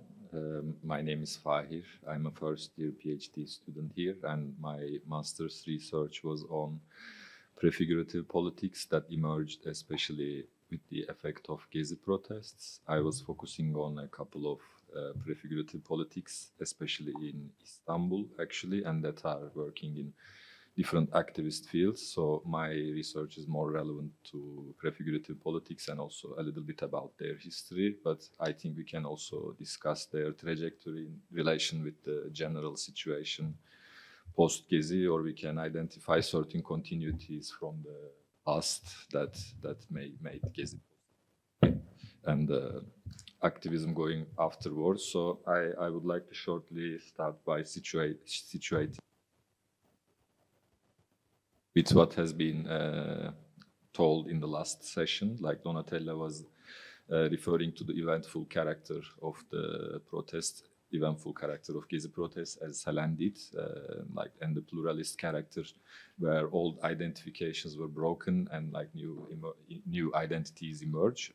Like that was also simultaneous to the growing authoritarianism, as Deniz, Erkmen, and Mert Arslanalp mentioned. So there were like a very complicated process where at the same time there were a lot of possibilities are growing, but which were already under repression at the same time. So they had, I guess, different trajectories. Like for some time they had a lot of chance to sprout, especially prefigurative politics, because I guess compared to the other parts, especially of the global north, there were a bit less resources in terms of activist networks, discourses, and use of prefigurative politics in Turkey, and that has seen a surge with the effect of Gezi protests. But it was for some a short-lived experience, and for some it might have long-term effects. So we can discuss a little bit on also in relation to that the general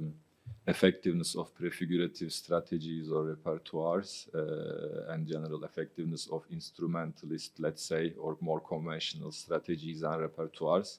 Because I also feel like these discussions regarding the anti-austerity movements or global justice movements ends up somehow necessarily with this binary distinction between like taking the power or not taking the power, and what are the trades off between those. some would locate it in a binary opposition, as I said, but for me, and what I saw throughout my research is that they don't exist totally in binary opposition. Like prefigurative politics are do not,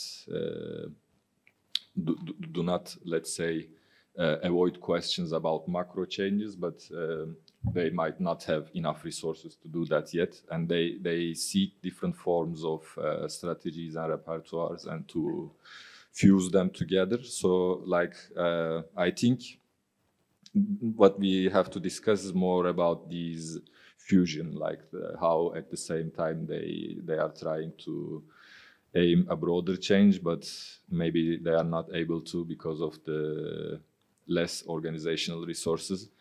I wanted to emphasize on the organizational resources because I think for some of those groups, like the not only bands, protest bands, or mobile, like as we would say, mobile emergency drill, for instance.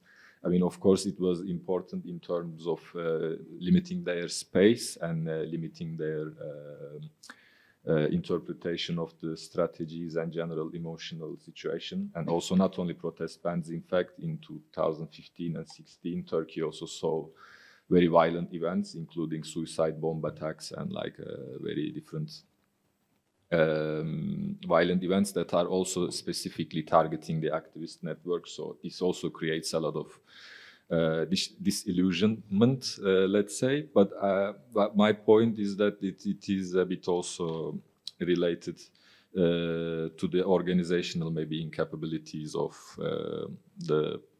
these horizontal networks of prefigurative groups that are in any way searching for ways for creating a broader change, but might not be able to do so, and seeking for different forms of coordination. Yeah, like it was a very broad discussion, but yeah, maybe to summarize, I think we can discuss in general also to relate with another cases, effectiveness of instrumental or conventional strategies versus prefigurative strategies. Like Gezi, especially, I think brought legitimacy of prefigurative strategies and use of repertoire.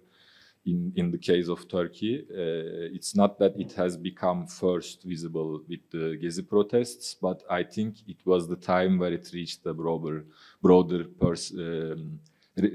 reception and broader propagation into different localities, and I think it gained a little bit of more discursive power within different kind of movements, including LGBTI movement, Kurdish movement, etc. So yeah, that will be one point, and like to not take it very long, I also want to emphasize a little bit that this also relates to the past experiences, as Selen a little bit mentioned. Like it, as I said, it did not start only with Gezi protests, the use of prefigurative strategies.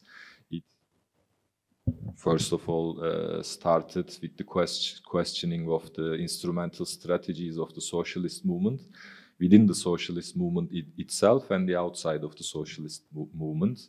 Like within the socialist movement, we can say maybe there have been feminist questioning of the organizational style and the strategies of the socialist movement. I wouldn't say it is necessarily prefigurative group, but still there was one questioning going on there, and then like after that there were a lot of efforts building up on that and also bringing up prefigurative strategies and ideas like LGBTI movement, anarchist movement, ecology movement. So like keeping it even shorter, they were already providing certain activist networks and a discussion regarding strategy in terms of prefigurative use that made possible the very first field that is emerging in Gezi, because it was not only about the protests itself, neither it was not only about the prefigurative experience there. It was kind of a fusion in that very moment in the park. There were barricades or there were huge protest mobilizations defending the park, and at the same time there were different people creating a different kind of life within the park. So yeah, I wanted to emphasize this fusion and their possibility to follow this continuity, maybe. We'll move on to Deniz. Hi, everyone. Yes. Well, I'm Deniz, and I'm a third-year PhD student here in political science and sociology. And actually, I will talk about my master's research because my PhD research is not focusing on Gezi. So as people who gathered around this table, we all looked at Gezi from different temporal perspectives, different scales, and by focusing on different subjects. My master's thesis was about queer feminist football activism in Turkey. I also investigated the football field through the lenses of sexual and spatial orientations. My research was not mainly on Gezi resistance, but still the park was an important aspect of it. So today I wanted to bring here a more micro-scale ethnographic information about the presence of queer feminist movement in the park and put more light in their agency and their significance in the resistance. So in my research, I searched for answers to the questions of why we witnessed a collective entrance of women and queers in the football field, starting from early 2015, why activist amateur teams were formed one after another across the country and decided to politicize the football field. And one of the most common reasons I heard was that the encounters, inspiration, practices, and experiences created by the Gezi resistance were carried outside the park and beyond the resistance. At the same time, the form of this Gezi resistance, which can be described in various ways because there was a lot of different things going on in the park, but what I focus here is a self-organized and autonomous spirit that turned the whole park, the whole city, and even many parts of the country into protest sites without waiting for permission or a decision from a central authority. This brought about the proliferation and decentralization of resistance spaces and practices. Of course, this decentralization also appeared as a negative result of the increasing social and political oppression and state violence in the years following Gezi, which made it more and more difficult to hold mass mobilization in the central spaces. I will maybe pass here because it's, yeah. So anyway, this, like when we look at a negative aspect influencing and bringing this conclusion, we see like it risks isolating and weakening the movements, as Deniz Erkmen also mentioned in her presentation. So with a few exceptions, like Feminist Night March, again, she emphasized, most of the protests and political events became increasingly disconnected, scattered, less heard, and less crowded. So as people were not allowed to gather in the streets, and because of this, they formed small communities and their contact with each other remained limited. The venues and opportunities for social change and transformation got less and less available. But let me go back to the focus of my research. Again, this decentralization and proliferation was important and was something positively interpreted at the time of the protest. The resistance initially was an effort to prevent the demolition of a central public park, and then it transformed into a layer through which various parts of society and different dissident groups interacted. So the park, as the initial cause of the resistance, it also functioned as the space of encounter. For me, for my research, it was an exciting time because the park gave the people a physical space, and people using this space and going through this space in different ways created new possibilities of conviviality, of which some of them still exist today. In my case, it's the football field. And one of the interactions, which was realized for the first time thanks to Gezi, occurred between football fans and feminist LGBTI+ activists. What came most impressive to many people those days was that how certain groups, and antagonistic groups mainly, whose togetherness was maybe not possible to imagine previously, were standing shoulder to shoulder for the same cause.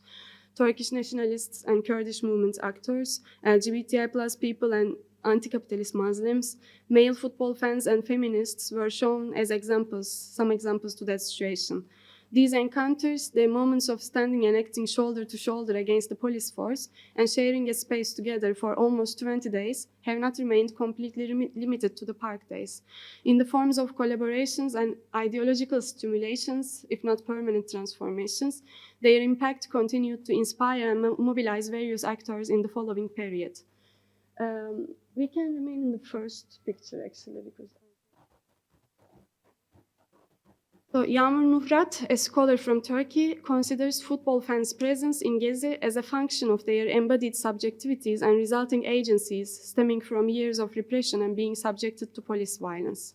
She states that these experiences allowed fans and some other groups to organize and mobilize quickly when Gezi broke out, mainly because they were already experienced in imagining their collective subjectivities and agencies as positioned against the police. This corporeal know-how that Yağmur Nuhrat names in relation to the football fans' experience, in my opinion, can also be proposed for the LGBTI+ community in the park, especially for the trans community. As soon as the park resistance started, the queer community placed a stand in one of the central corners of the park with the title LGBT Block, you see on the top left. The rainbow flags were always on the front lines of the barricades.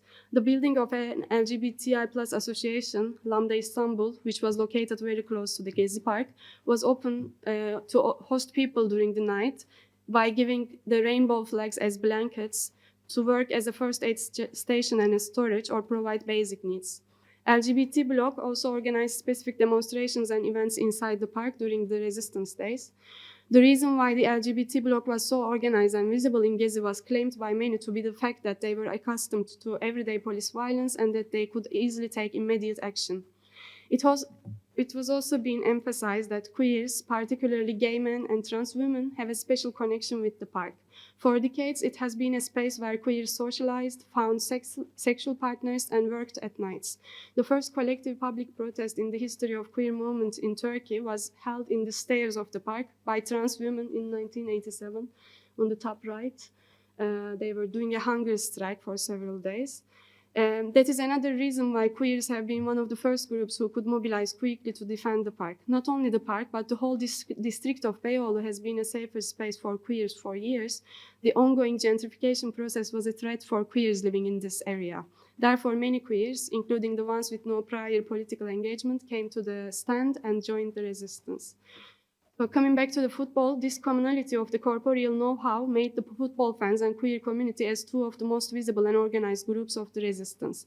Their exposure to each other also created a chance to challenge certain sexist and LGBT-phobic prejudices in the football environment. Because, you know, as in many other parts of the world, the dominant masculine and sexist discourse of football fan communities, even when they are left-wing fan groups, always creates a tension between the so-called real members of the football culture and queer feminist communities. Moreover, this discourse also functions as an obstacle that demotivates women and queers against entering the football field.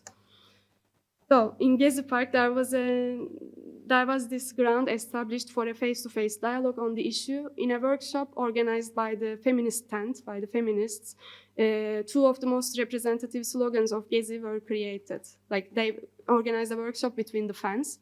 Then they came up with the slogans of "Do not swear at women, faggots and whores," and "Resist with persistence and not with swearing."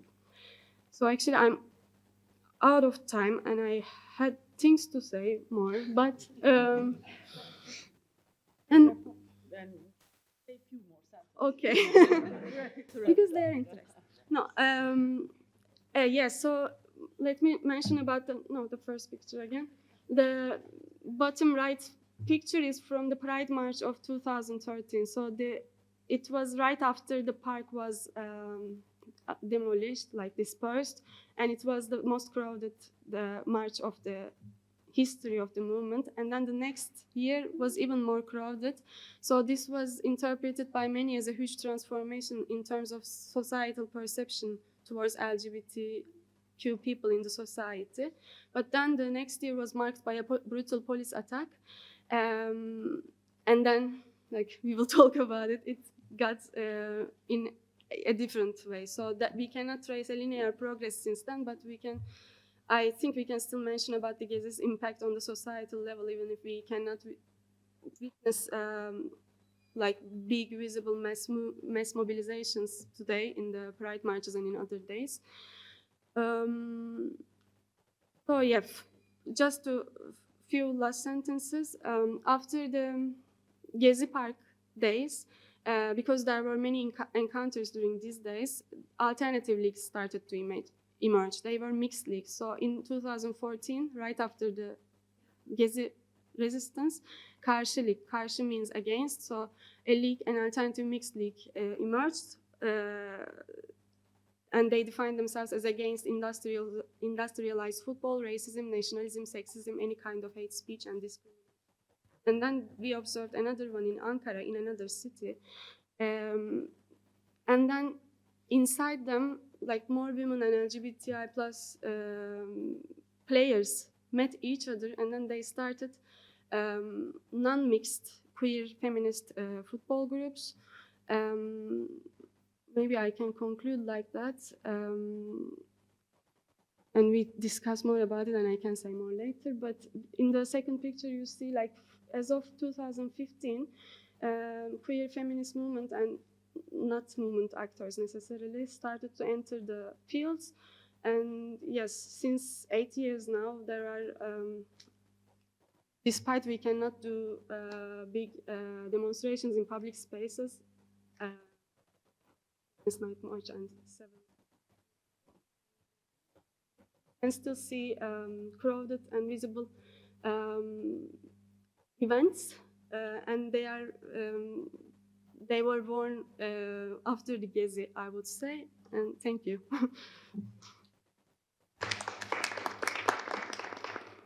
Thank you. And now we can move to Hande. Thank you, Deniz. Actually, I'm Hande. I'm a freshly fourth year PhD student here. And my work is on political participation trajectories of individual activists. So I'm looking at the micro level. So actually, this question's kind of one of my research questions in a way. I want to start with one of the findings that you presented right now. So now the activists in Turkey do adopt less contentious ways of political participation with smaller groups of activists. I'm working on consumer-led consumption cooperatives in Turkey. They started to rose up in the post-Gezi period. There were these neighborhood solidarities. So what they try to do that, this more horizontal, consensus-based decision-making mechanisms, which was experienced during the protest at the park, at the occupied part. There was this lovely 1 month or 2 weeks of occupation and the preventative politics practices there. So they tried to diffuse this into their everyday lives after the defeat of the Gezi protests.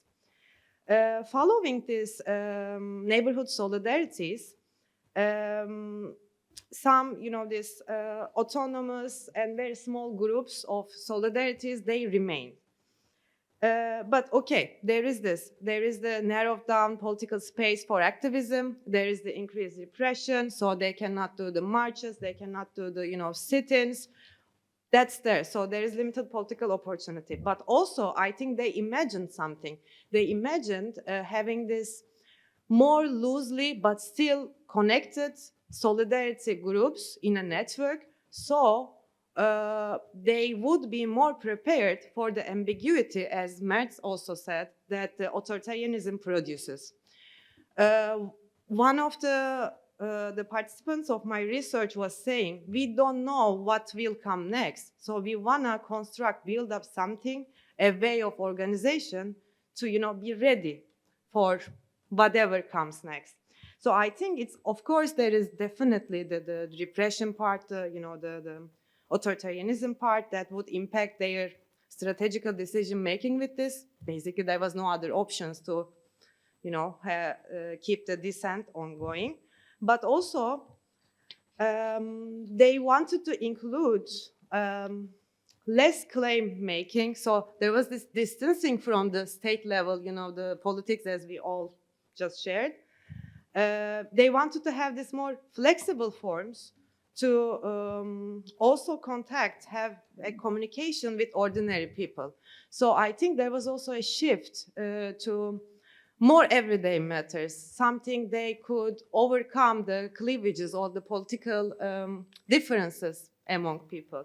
So I think in this sense, what Gezi change, in a way, the area of the political contestation. So, for example, in my research, there are three main groups. One of them is they were politically active before the Gezi. They were basically in the class-based struggles. They were, Marxist, Leninist, very well committed also activists. And after Gezi, they literally quit this and they switched to environmental politics, they switched to lifestyle politics, they switched to topics like food, and they were saying, before Gezi, we didn't even consider this as a political matter. But then,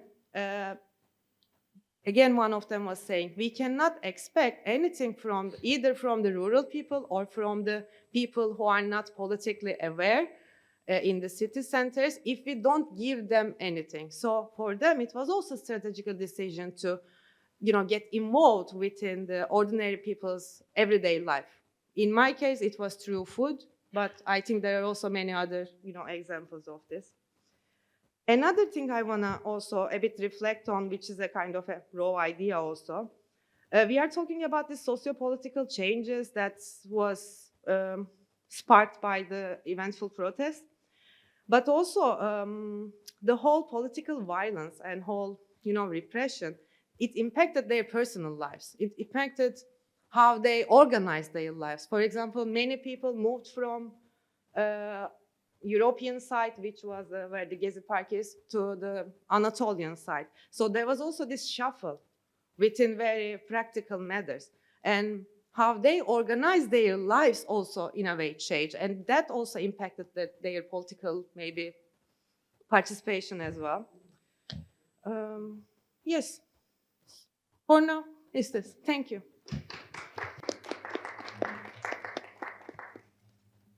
Hande, and now we'll move to Batuhan. Batuhan, and definitely I'm not a fresh fourth year, but a veteran fourth year. Officially fourth year, but I hope to be done with PhD within a couple of months, I hope. Inshallah. And I would like to actually take a bit more transnational approach by putting Gezi into a more global context that may help us to understand actually its location in more general cycles of protest or the waves of protest. So actually, when we look at the protests that emerged in the last 15 years, in most of them, like in Egypt, in Greece, in Brazil, in Western Europe, we can clearly see that these national and transnational dimensions are so interconnected. So similar to other cases, actually, Gezi is also about national politics. It has a national or local focus on in kind of demands and claims.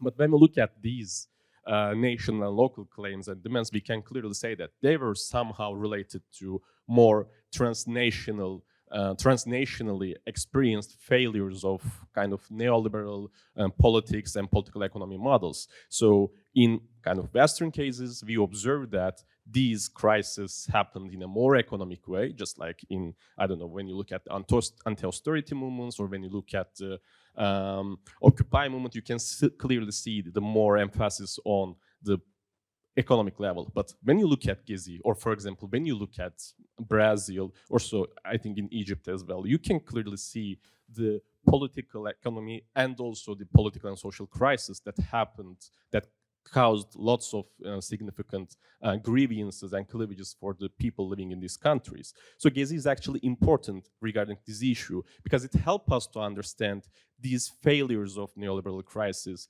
and their political and social impacts apart from the economical ones. Because as Della Porta or Ziya Oynish in Turkey always mentioned, for example, Turkey or Brazil were the winners of the neoliberal globalization.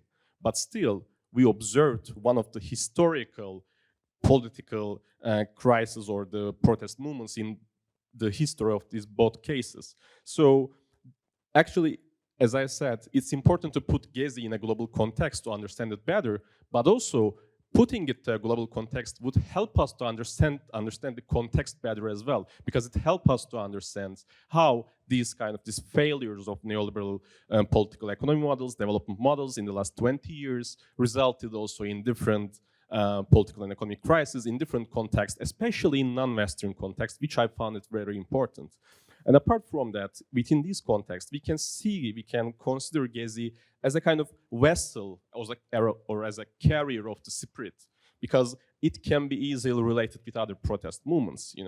When we look at this last phase of the global waves or in contentious politics, we can clearly see the increasing role of individual level activists. We can see the increasing role of mobile communication technologies, which increases the agency of more micro level actors like individual protesters or disorganized groups. And consequently, there is a big interconnection and interactive escalation of protest in different contexts. So when we look at Gezi protests, we can clearly see the impact of Greece, Egypt, or some Spanish protests model of occupying public spaces, camping in public spaces, etc. But also, okay, this is more like the adoption part, but also when we look at, for example, the protest in Brazil, as I did in my master's, you can also see how some protesters in Brazil were kind of inspired by the Gezi protests because of the kind of Turkish protesters' resistance to the police violence, which was a kind of also institutional problem in Brazil as well. So here we can actually see more fluid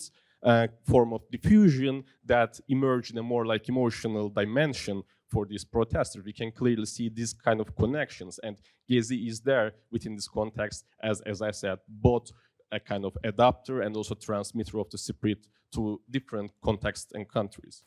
And considering all these points, in the last 15 years, these contentious politics are getting more and more transnationalized, and these cases should be analyzed through this kind of a bit more transnational perspective. And this led me to the last point actually in my mind. So like in the last 15 years, lots of protests happened, just like in Egypt, just like in Greece. So they were kind of the consequences of the failures of neoliberal crisis, but also don't they turn into failures at the end of the day? This question bugs me a lot, for example, as Ahmed, for example, has mentioned.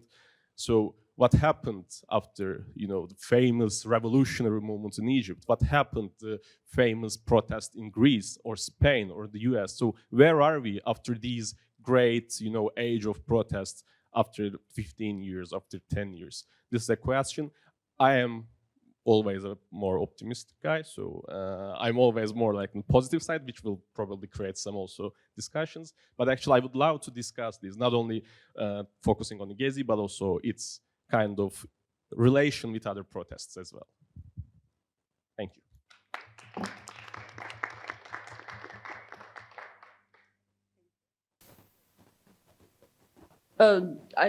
I don't know.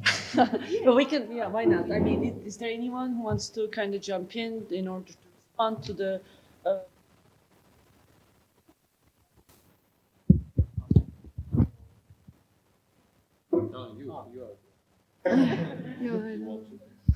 Well, I will try my best to keep it short. My name is Ahmed. I'm from Egypt, fresh third year. And I'm working on something I call revolutionary learning process, which is how revolutionary movements in certain revolutionary moments learn from previous moments. And I'm trying to figure this out, very ambitious. I love context, and I'm very happy that you have put some socio-economic context in it, and I wanted to just entertain the thought of revisiting Gezi Park as putting it in more of a sociological and historical context, pre-Gezi Park by a decade or two, and then after it by a few years after. There are some continuity of grievances and for sure social political existing gaps that has been in Turkey maybe since the foundation of Turkey actually. And what the AKP was successful in a very small, short period was filling the economic failures for a while. In the very first years, it was economically doing well. But then when it started to fail in parallel, after 2008, 2010, start the opposition, and the opposition against it start to be higher and higher. And then with this, raise the oppression, and then you can put the identity politics there, the division that no political party is addressing. They're always actually feeding on this identity problem, in my opinion. So continuing the grievances, the continuity. So there is changing coalitions, and also there is a point that you have mentioned that the regime is focusing on fragmenting the opposition so much that even after Gezi Park, while still every sector is doing their own things separately, and then still there is the absence of one political institution or two political institutions that actually trying to build these bridges between all of them. And the AKP is failing tremendously because they have lost the only edge they had, which is a little bit of economic progression. And then when you add the political context to that, there has been the only difference between, for example, the revolution, one of the main difference between the revolutionary moment in Egypt or the Arab Spring and in Turkey, that Turkey had a very rich civil society and a culture of civil society building, a culture of networking that is lacking and absent in other countries. And I was actually a bit shocked that this was not realized in the following election after Gezi Park, and then the following election in Gezi Park, and they're still talking about another elections where we are expecting the already existing political parties to do anything different, and they will not. This is just putting things in context. I lived in Turkey just for 2 years.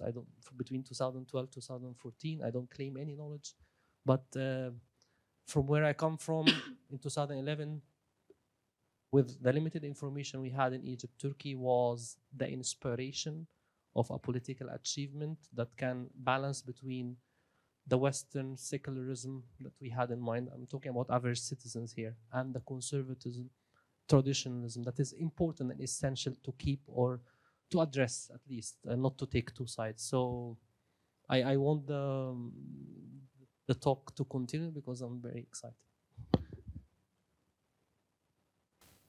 Then perhaps pose the second question, which is in a way posed by Batuhan, I think, at this point. So just to reiterate, so 10 years after, like, Gezi, given Turkey's deepening autocratization and ever more unequal and dispossessing capitalist development, what can we say about Gezi's limits in fostering social and political change? And if we put it in recent wave of uprisings and mobilization, what can, like global wave of uprising and mobilization, what can we tell about the transformative impact of such events, given the global surge of reactionary parties and movements in many parts of the world? So basically, I think here, following also Donatella's earlier point about the limits. So if we were to, maybe engage in some sort of brainstorming on this, I don't think any of us have, actual research on this, but you might have ideas on this, what to make of this, like, after this decade of global surge of protest movements, what are their limits in social and political change? What, yeah, and maybe how to overcome it, and yeah, how to diagnose this current predicament of in a way progressive politics, I guess, globally. I think we are taking a more normative ideological lens, but yeah, good. So. Yeah, so we are opening this question to everyone in the room, but obviously our Ben, but also anyone from the audience.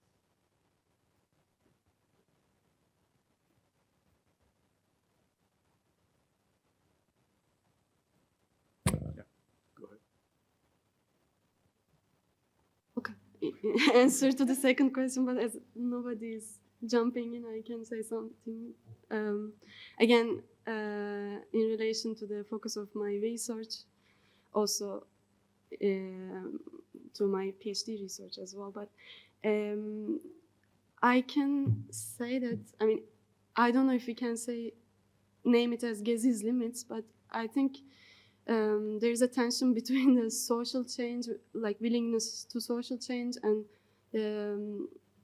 like extreme level of political oppression. So what I observe is, like, after Gezi, I think I'm not talking about the longevity of these collectives, established collectives and alliances, etc. But I think there was the will to change some things for a transformation in the societal level and awakening of the ideas and like realization of that there were a lot of lies coming from mainstream media. So these antagonistic, so-called antagonistic groups came together and realized that actually they have a lot of things to fight together against, etc., etc. So there was this, but then there's this backlash and political violence coming after that. And I think, again, I cannot blame this as Gezi's limits, but there's this economic crisis striking again. There's the pandemic. So these small-scale and self-organized communities and alliances, they had to overcome many things by themselves. They couldn't find any support or any institutional, alliance again. So I think people are tired, even if they want change, and they didn't, they didn't suddenly go back to the real antagonistic positions. I think they could still stand together if there were these political, economic resources supporting them. I can say this about also LGBTQ politics and how the perception of LGBTQ people in the society. As I said, like in 2014, there were like, it was saying that 100,000 people joined the Pride March. And then the next year there was the police attack. The next year they didn't even let us come together, and there was the strategy of dispersion from the LGBT movement. They said, okay, if police doesn't want us to come together, because the police announce was, please go back to the normal, please disperse and go back to the normal life. So people coming to the movement, they dispersed and they went to the normal life, and they read press statements in every street, in their homes, in the restaurants. They did a lot of, like this flash mobs, etc., etc. So small-scale pride demonstrations happened in 2016. Then it got worse and worse and more difficult to even to do this. And now, of course, again, with the global link of anti-LGBT backlash and pro-family statements, like, of course, family in the most normative term, coming from the government, they are trying to provoke these sentiments in the society. They are organizing family march, big family march against LGBT reality. They are trying to criminalize and like a horror story they want to create from that.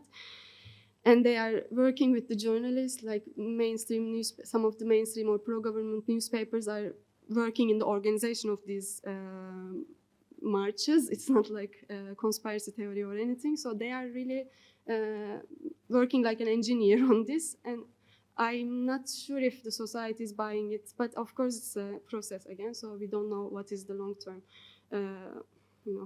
consequence of this. And last thing again about LGBTQ movement. Some days ago I saw a tweet saying that LGBTQ plus movement should cut its ties with the Kurdish movement as soon as possible, because it makes us more criminalized in the eyes of the public. And this was actually coming as a discourse during election time as well. So of course I'm not happy about the defeat in the elections, but I was really afraid of the consequences of the election if the opposition party won the election, because there was this homonormativity, homonationalism, let's say, was arising, and they were saying, okay, we can win together and we can be more, civilized, and we don't need this alliance, etc., etc. And actually today we are like the alliances are really, really weak and really, really hard to maintain. And Kurdish movement, LGBTQ movement, feminist movement are really few of the remaining, and even if they are always experiencing the oppression and criminalization and everything, they are trying to maintain this alliance together. So yeah, I think there are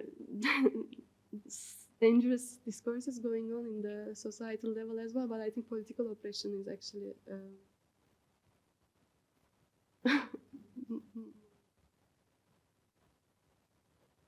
very much. Any other comments from? Okay, thank you very much for these insights. My research is on commons. I'm a second year PhD student, water as a commons. And while listening your conversation, I had many ideas and connections with, because I think in terms of spaces and resources, it's also a question on the commons and who takes part on it and how the organizations are shaped. And I remember when this protest happened, I was in Greece. I participated in anti-mining movement, and there were discussions were fueled and inspired by Gezi and what happened. So maybe spatially and impact space. And in the terms of limits, I was thinking about the resources, natural resources management, such as we heard about the anti-mining movement in Turkey, and I was wondering what are the limits in terms of global extractive economies, in terms of natural resources management that affect the local societies, that lead to many of these kind of mobilizations and possibilities of alternatives in terms of, yeah, thank you.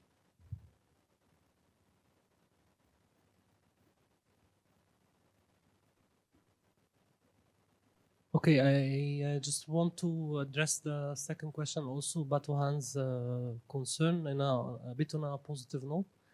I think I will also take an expression that you have used, the political cycle, and I think this is what happens usually, not always, after revolutionary moments or revolutionary waves failed or succeeded. That there is usually a trial and error period where there is a collective and an individual learning process that happens depending on the context, where people and populations or actors or political actors learn a specific skills that is very specific to their context to overcome the limits that they face. So you would not have realized many things in the Turkish political scenes without all the failures after Gezi Park, for example, or I would not. And like you have talked so many times, for example, about how diverse the protests were. Same here, even in Egypt, like from Salafis to seculars. And again, we realized that we need to organize ourselves in a different way, but we are waiting for another moment, and you never know when it will happen, and you cannot and you should not underestimate the future outcome of population. Is very unpredicted. So I think. Just back to the question, the limitations, I think it will take a cycle of burnout back to normal life. And then another generation will, not another generation, totally like 20, 30 years, classic classification of generations, maybe 5 years, 10 years, where some more new kind of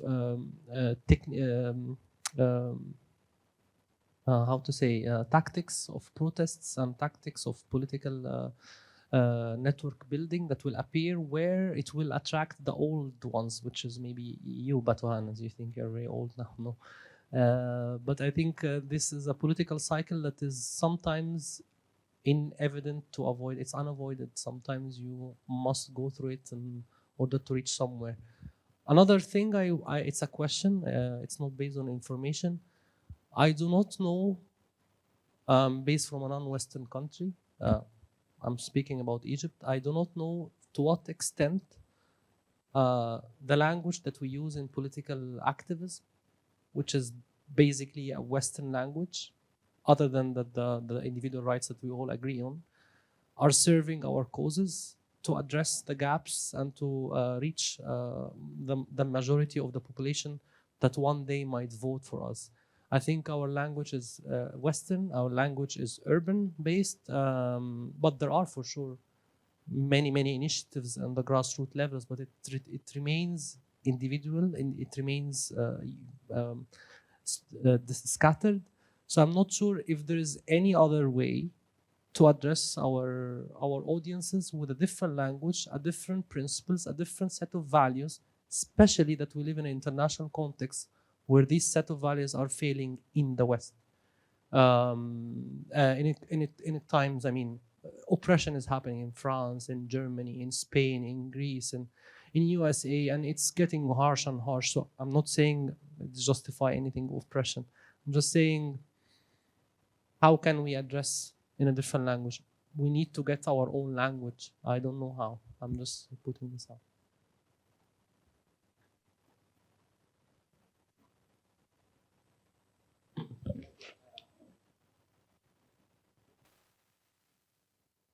To Ahmet's points, actually, really important points, I think, and yeah, it actually made me think also about the studies of memory and stuff, because okay, for example, the Gezi is more like a bitter memory for lots of people. There is also some resentment, the feeling of resentment, which is an important, also politically driven emotion that should be taken into consideration because of the failure of the actors after Gezi protests and stuff. It's not only oppression, but also, as you mentioned previously, how opposition deal with the post-Gezi process is kind of somehow related with the... Yeah, exactly. So there is this memory there, and it has a direct impact on today how we approach these issues as well. But I always say that I'm always more kind of naive boy with more like positive and kind of optimistic understanding, and a bit nostalgic about Gezi protests, and I unfortunately admit this. And actually today for me it's a kind of a benchmark, and I know for lots of people it's still a benchmark for especially these diversity, inclusivity, and plurality in a kind of public space. So it is still there, even if it's bitter. For lots of people in this authoritarianism process, it remained there as a kind of a memorial benchmark to see that how we achieved something like that, actually. And it is, of course, hard to draw some direct causalities, impossible. But when we look at the last election campaign of the opposition, at some points, actually, especially during the first round, there was this kind of, again, emphasis on pluralism, diversity, inclusivity, etc. at some, discourses, and I found it's somehow related with this kind of the spirit, the Gezi spirit in the park. So at that kind of moments of, a more colorful opposition, the Gezi spirit was there, somehow inspiring some individuals to follow a similar political culture to achieve some goals. Of course, this is why actually I talked about the political apathy, because we lost, not because we lost in the elections, but we lost after the elections when opposition parties failed to, do the right thing actually and take some responsibilities. So that spirit somehow, especially after the first round, it started to die, as also Deniz mentioned. And after the second round, when the opposition parties just failed to take some responsibilities, it turned into an apathy. So it's even harder for me to revive this kind of spirit, but I still believe therefore, especially in our generation, Gezi is there as a benchmark whenever we, at least some of us, refer it to find some hope to change some stuff in politics. So, any other comments? Yeah. I just wanna, actually think a bit out loud. The whole Gezi spirit and how alive it is still. Because my data says different.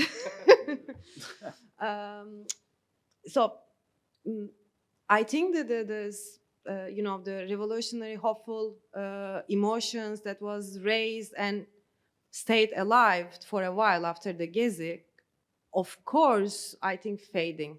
Not because the legacy or the impact of Gezi was weak or low or something, just because, as Ahmet mentioned, because of the burnout that activists are experiencing. Because being a committed activist in Turkey or in any authoritarian setting is different than being a committed activist in a democratic setting. So basically, for example, again, let's go back to Turkey, what happened? 2013, there was the Gezi. And then 2015, super violent period. There are the bombing attacks, there are the civil war in the Kurdish region, and 2 years long emergency, 2 years long corona. And then we have the earthquake now, and the coup attempt. Sorry, I forgot the coup attempt. Yes, true. Yes. And meanwhile, there is an ongoing, economic inflation, economic restraint there. So these people were, committed also, not just practically, but also emotionally, they were invested a lot. And then now, when we, look at these cooperatives, they are all dissolving. This small-scale, self-organized initiative, as also Deniz mentioned, because they lack resources. They lack resources in the sense of that they cannot sustain their own emotional, cognitive, mental capacity to stay engaged.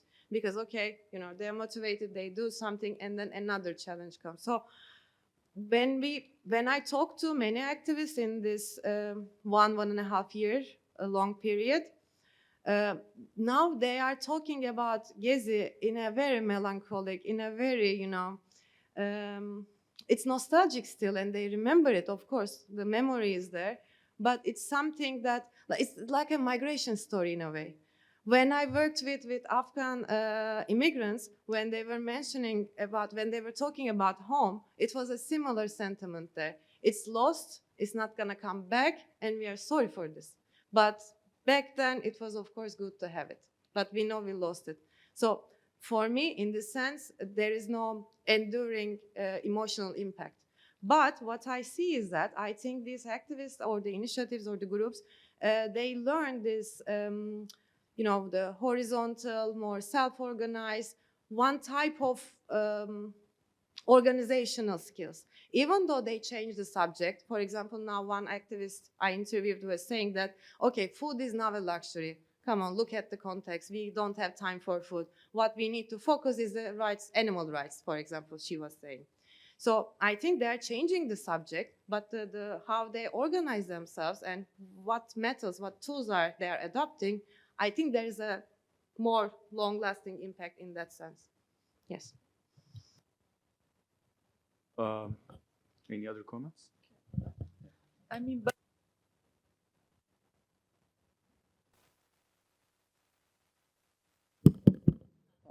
thank you. Okay, would you consider this actually like, like a disappearing of its traces? Because I mean, like, do traces disappear? Like, even when you're talking about it, right? If like Gezi happened and if it created certain subjectivities and solidarities or networks, and if these now lead to something else, like even if like people don't mention Gezi or something else, it already created certain paths that might have a potential. So I mean, maybe it's not a disappearance, it's like the transformation of the traces or the effects of it. No, I agree. I think how they perceive solidarity, how they understand now alliances, there is a very transformative impact in that sense. I was mentioning more about this emotional aspect around Gezi. So the Gezi spirit also is, of course, it's about subjectivities, but also it's about how they remember and what they, gain from being an activist and being politically engaged. I think there is the sentimental meaning somehow lost or not lasting anymore. Any other comments? Yes. Maybe.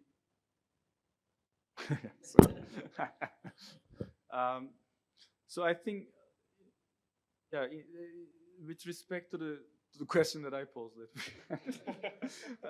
about the limits. Since we are in Florence, in the city of Machiavelli, I'll take a bit of a Machiavellian, Gramscian approach about the importance of, I guess, like the challenges of building durable organizations, right? So this is one tension that many of these movements in the past decade has been experiencing, right? Like there's this anarchist moment in these protests, the emphasis on horizontality, the emphasis on self-rule. But I think, one of the things that we've been observing is that if we are not going to complement this with some form of more durable institution building, if we will just leave it to networks and horizontality, this is not going to produce a more durable transformation. And I think the right is getting it right in terms of building on party organizations, actually, in a way, sometimes conjoining this more grassroots politics with some, in some cases, vertical forms of party building, right? So, so I think, you know, this question of leadership and organization, institution building, how we actually transform these more spontaneous, like eventful moments into cadres, especially not simply like visible leaders, but mid-level cadres that can sustain organizational work after the euphoria of the moment comes to an end, right? So and how to avoid this in this age of, like, you know, actually one Egyptian colleague right after, or maybe 2 years after the uprising in Egypt, was saying like this inclination to, you know, kind of a la Trotsky, like permanent subversion, like ever more fragmentation using social media to become the leader of your own small group. Like how to avoid this temptation, right? In this age of, you know, that values expression, values in a way individual expression, right? So this seems to be one challenge, right? And the second one is, I think, the political economic one.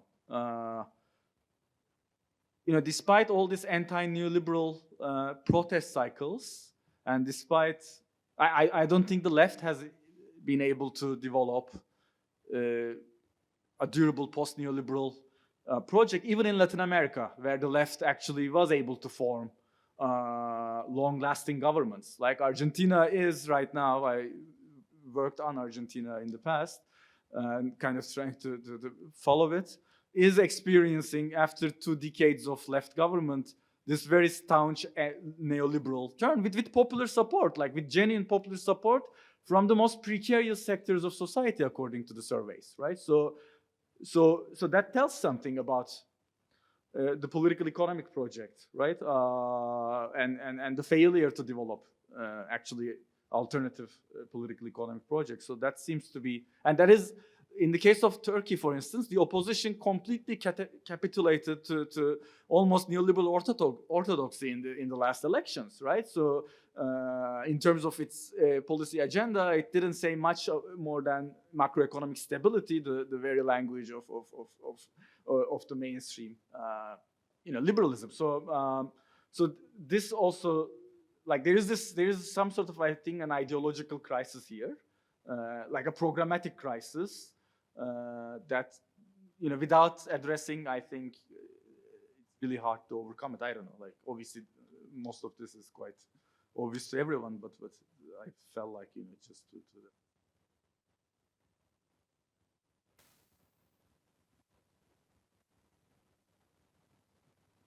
Maybe Deniz, if you have something to say as closing remarks, okay. Maybe Donatella, if you wanna, you know, share last thoughts. It was very interesting listening to all of you.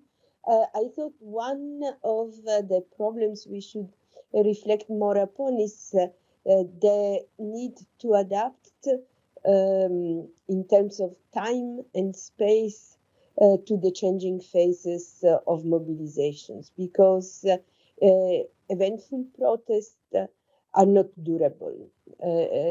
Activists say it is so intense, it is so such a different intensifications of time that they can, even without repression, they cannot last for long.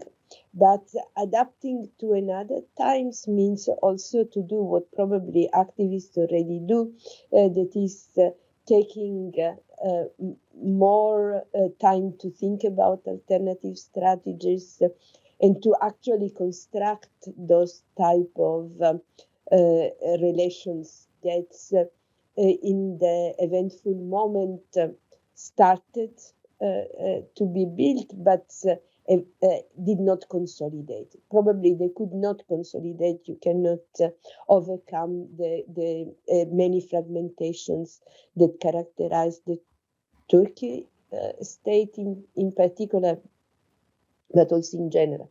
Class divisions, ethnic divisions, divisions related to religion is not something that 2 weeks can change. but I think that's the need is to overcome the disillusionment and accept a different time perspective, working more slowly towards achieving some aims. And the other one that's the research by the two of you, Deniz and Mert, but also what the other colleagues from SNS mentioned, made me thinking that we have also to reflect more on how spaces also change, because in the moments, revolutionary moment, in the eventful protest, you have public spaces. So you have the constructions, even with prefigurations, but of something that is visible for all, that is visible also from outside, as Batuhan said, also from afar, also from Brazil, and so on. Then the spaces that Deniz, Hande, and also Selen described and Fahir was reflecting upon are instead more intimate space in which transformations happens, but at a much lower, slower pace. And I think also they are more private spaces and maybe also more diasporic, because what we see is also that heavy repressions implies that many activists are forced or choose to leave. And so that also these dimensions of the mobilizations outside of the countries is to, and all the dynamic that it brings about is also something to reflect upon. And then also the need to innovate, the fact that maybe also the visions changed. For instance, I was citing about the class dimensions of Gezi, the research that talked about its working class element. But Deniz also rightly said that a dominant aspect, especially then after the end of the high peak of mobilizations, is the return to a more urban and middle class type of basis. And there I think Hamed was also right in saying one has to find the language, one has to find the type of way to the channels to connect. And for instance, the labor protests, which were important in many moments of the Turkish histories and in general of also the other countries of the civil societies in Egypt that Ahmed referred upon, are also something that we should look at in order to see which type of options there is to adapt to a different pace. And I think the 10 years after Gezi have been very difficult also because of the several crises that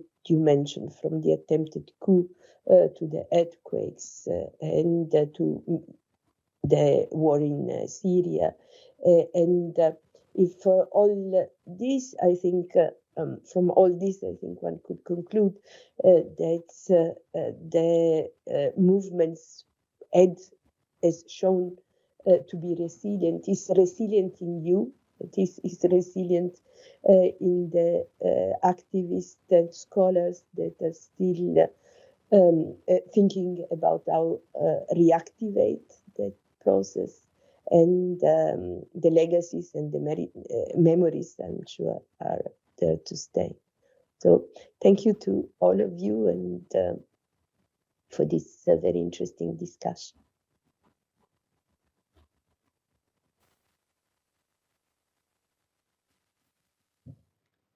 Yes. Thank you, everyone. It's a Friday, it's 6 p.m. and we are here. Really thank you for being here with us. Yes.